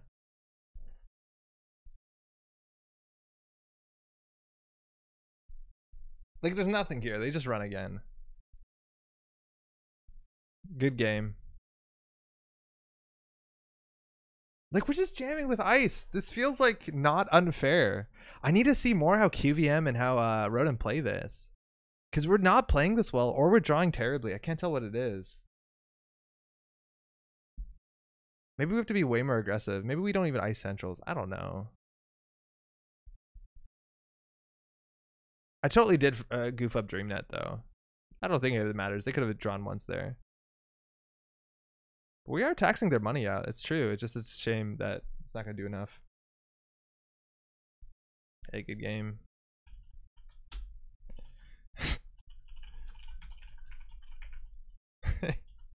Thanks, you too. This is why Paulina feels hard to play these days. You can't out-compete with Runner Drip, and the other ideas like Ag Infusion actually keep server safe. Yeah, totally. It's just the money is the issue. Like, still... credits gained, we're half of what they are, and I don't know if those numbers should be a parity. Like, it's a bit different. We res our ice hopefully once. They have to break it a couple times, but like, it's just so bad, just so bad. Hey, you too. Like, not that this deck is bad, obviously, it just feels really bad. I don't know if we're drawing really bad or anything else like this. Like, I feel like our play could be 100% better. Like, I have no doubt about that. But like, we need to draw more things to jam into the remote that aren't. I guess we did get away with a lot of that. But like, I don't know. We just need to build a better remote. I was about to. Ooh. Yeah, the Stargate goes through 100%. I think I wouldn't mind you Stargating, especially if you spend money on it. Yeah, if they Stargated, I think we would have been okay with it, because there's no agendas for a bit, and then they would spend money, and then we could actually jam into the remote. Yeah, yeah.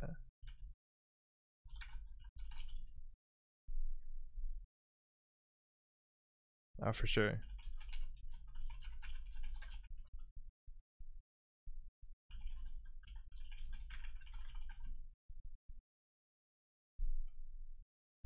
But yeah, the whole Anarch rig with like Cyber Trooper Talute gets so much better. Like, the fact that they're breaking these things for 6 instead of 3 is a huge difference. Okay, cheers. Oh, okay. That's a bummer. I don't think we show what those decks can do, but I don't know how we can. I don't know. They obviously did well in a very like in a like, they played a lot of games against a lot of good players, so I can't blame the draw. I don't think we drew that terribly. Maybe not. Well, that's all for today, unfortunately. On that note, is mid-range dead? Seems like you have to go fast with Titan Ass or Dreadful Slut with GameNet. Yeah, I would say largely that's the case. Like, you have to push really quickly, and it helps if you have multiple win conditions. These decks don't exactly have them. Like you see the outfit decks, Argus decks, they have that. Maybe Argus decks could do mid range just because their tax is relevant for a long time. But I feel like you do have to go pretty fast otherwise. The really long ones, like you see how they work.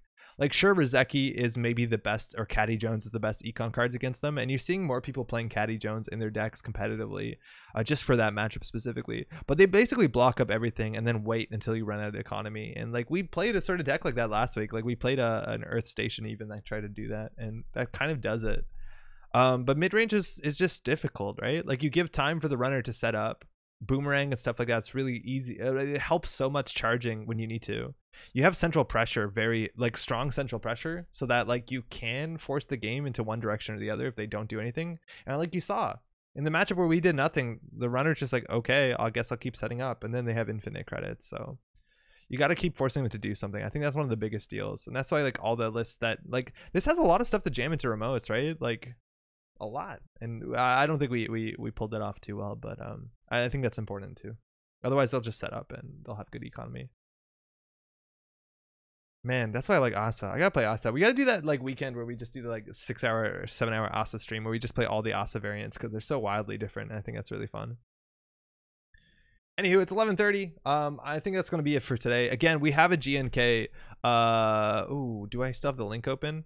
I gotta save that on Notepad. We have a GNK. Let me get the Discord link if you want to join in. It's this Tuesday at 6:45 Eastern. Just show up to our Slack, which I'll share or Discord, excuse me. I'll share the link in just 1 second. And then from there, we play 3 rounds. It's just organized play. It's not particularly too competitive, I don't think. So let me edit the link. Expires never. Unlimited. Generate new link, copy. So hopefully you can come by. They're a lot of fun. We had actually a fair few players last time, so maybe it's a good time to get in some organized play. Love to have you. Otherwise, that's all. Oh, that's a bad place to show the link. We'll be back on Thursday, and take care of yourselves. Thanks to everyone we played against. Thanks to everybody in chat, everyone watching the VOD. Hopefully you're doing well and staying safe. And we'll be back in a bit on Tuesday even. See you there.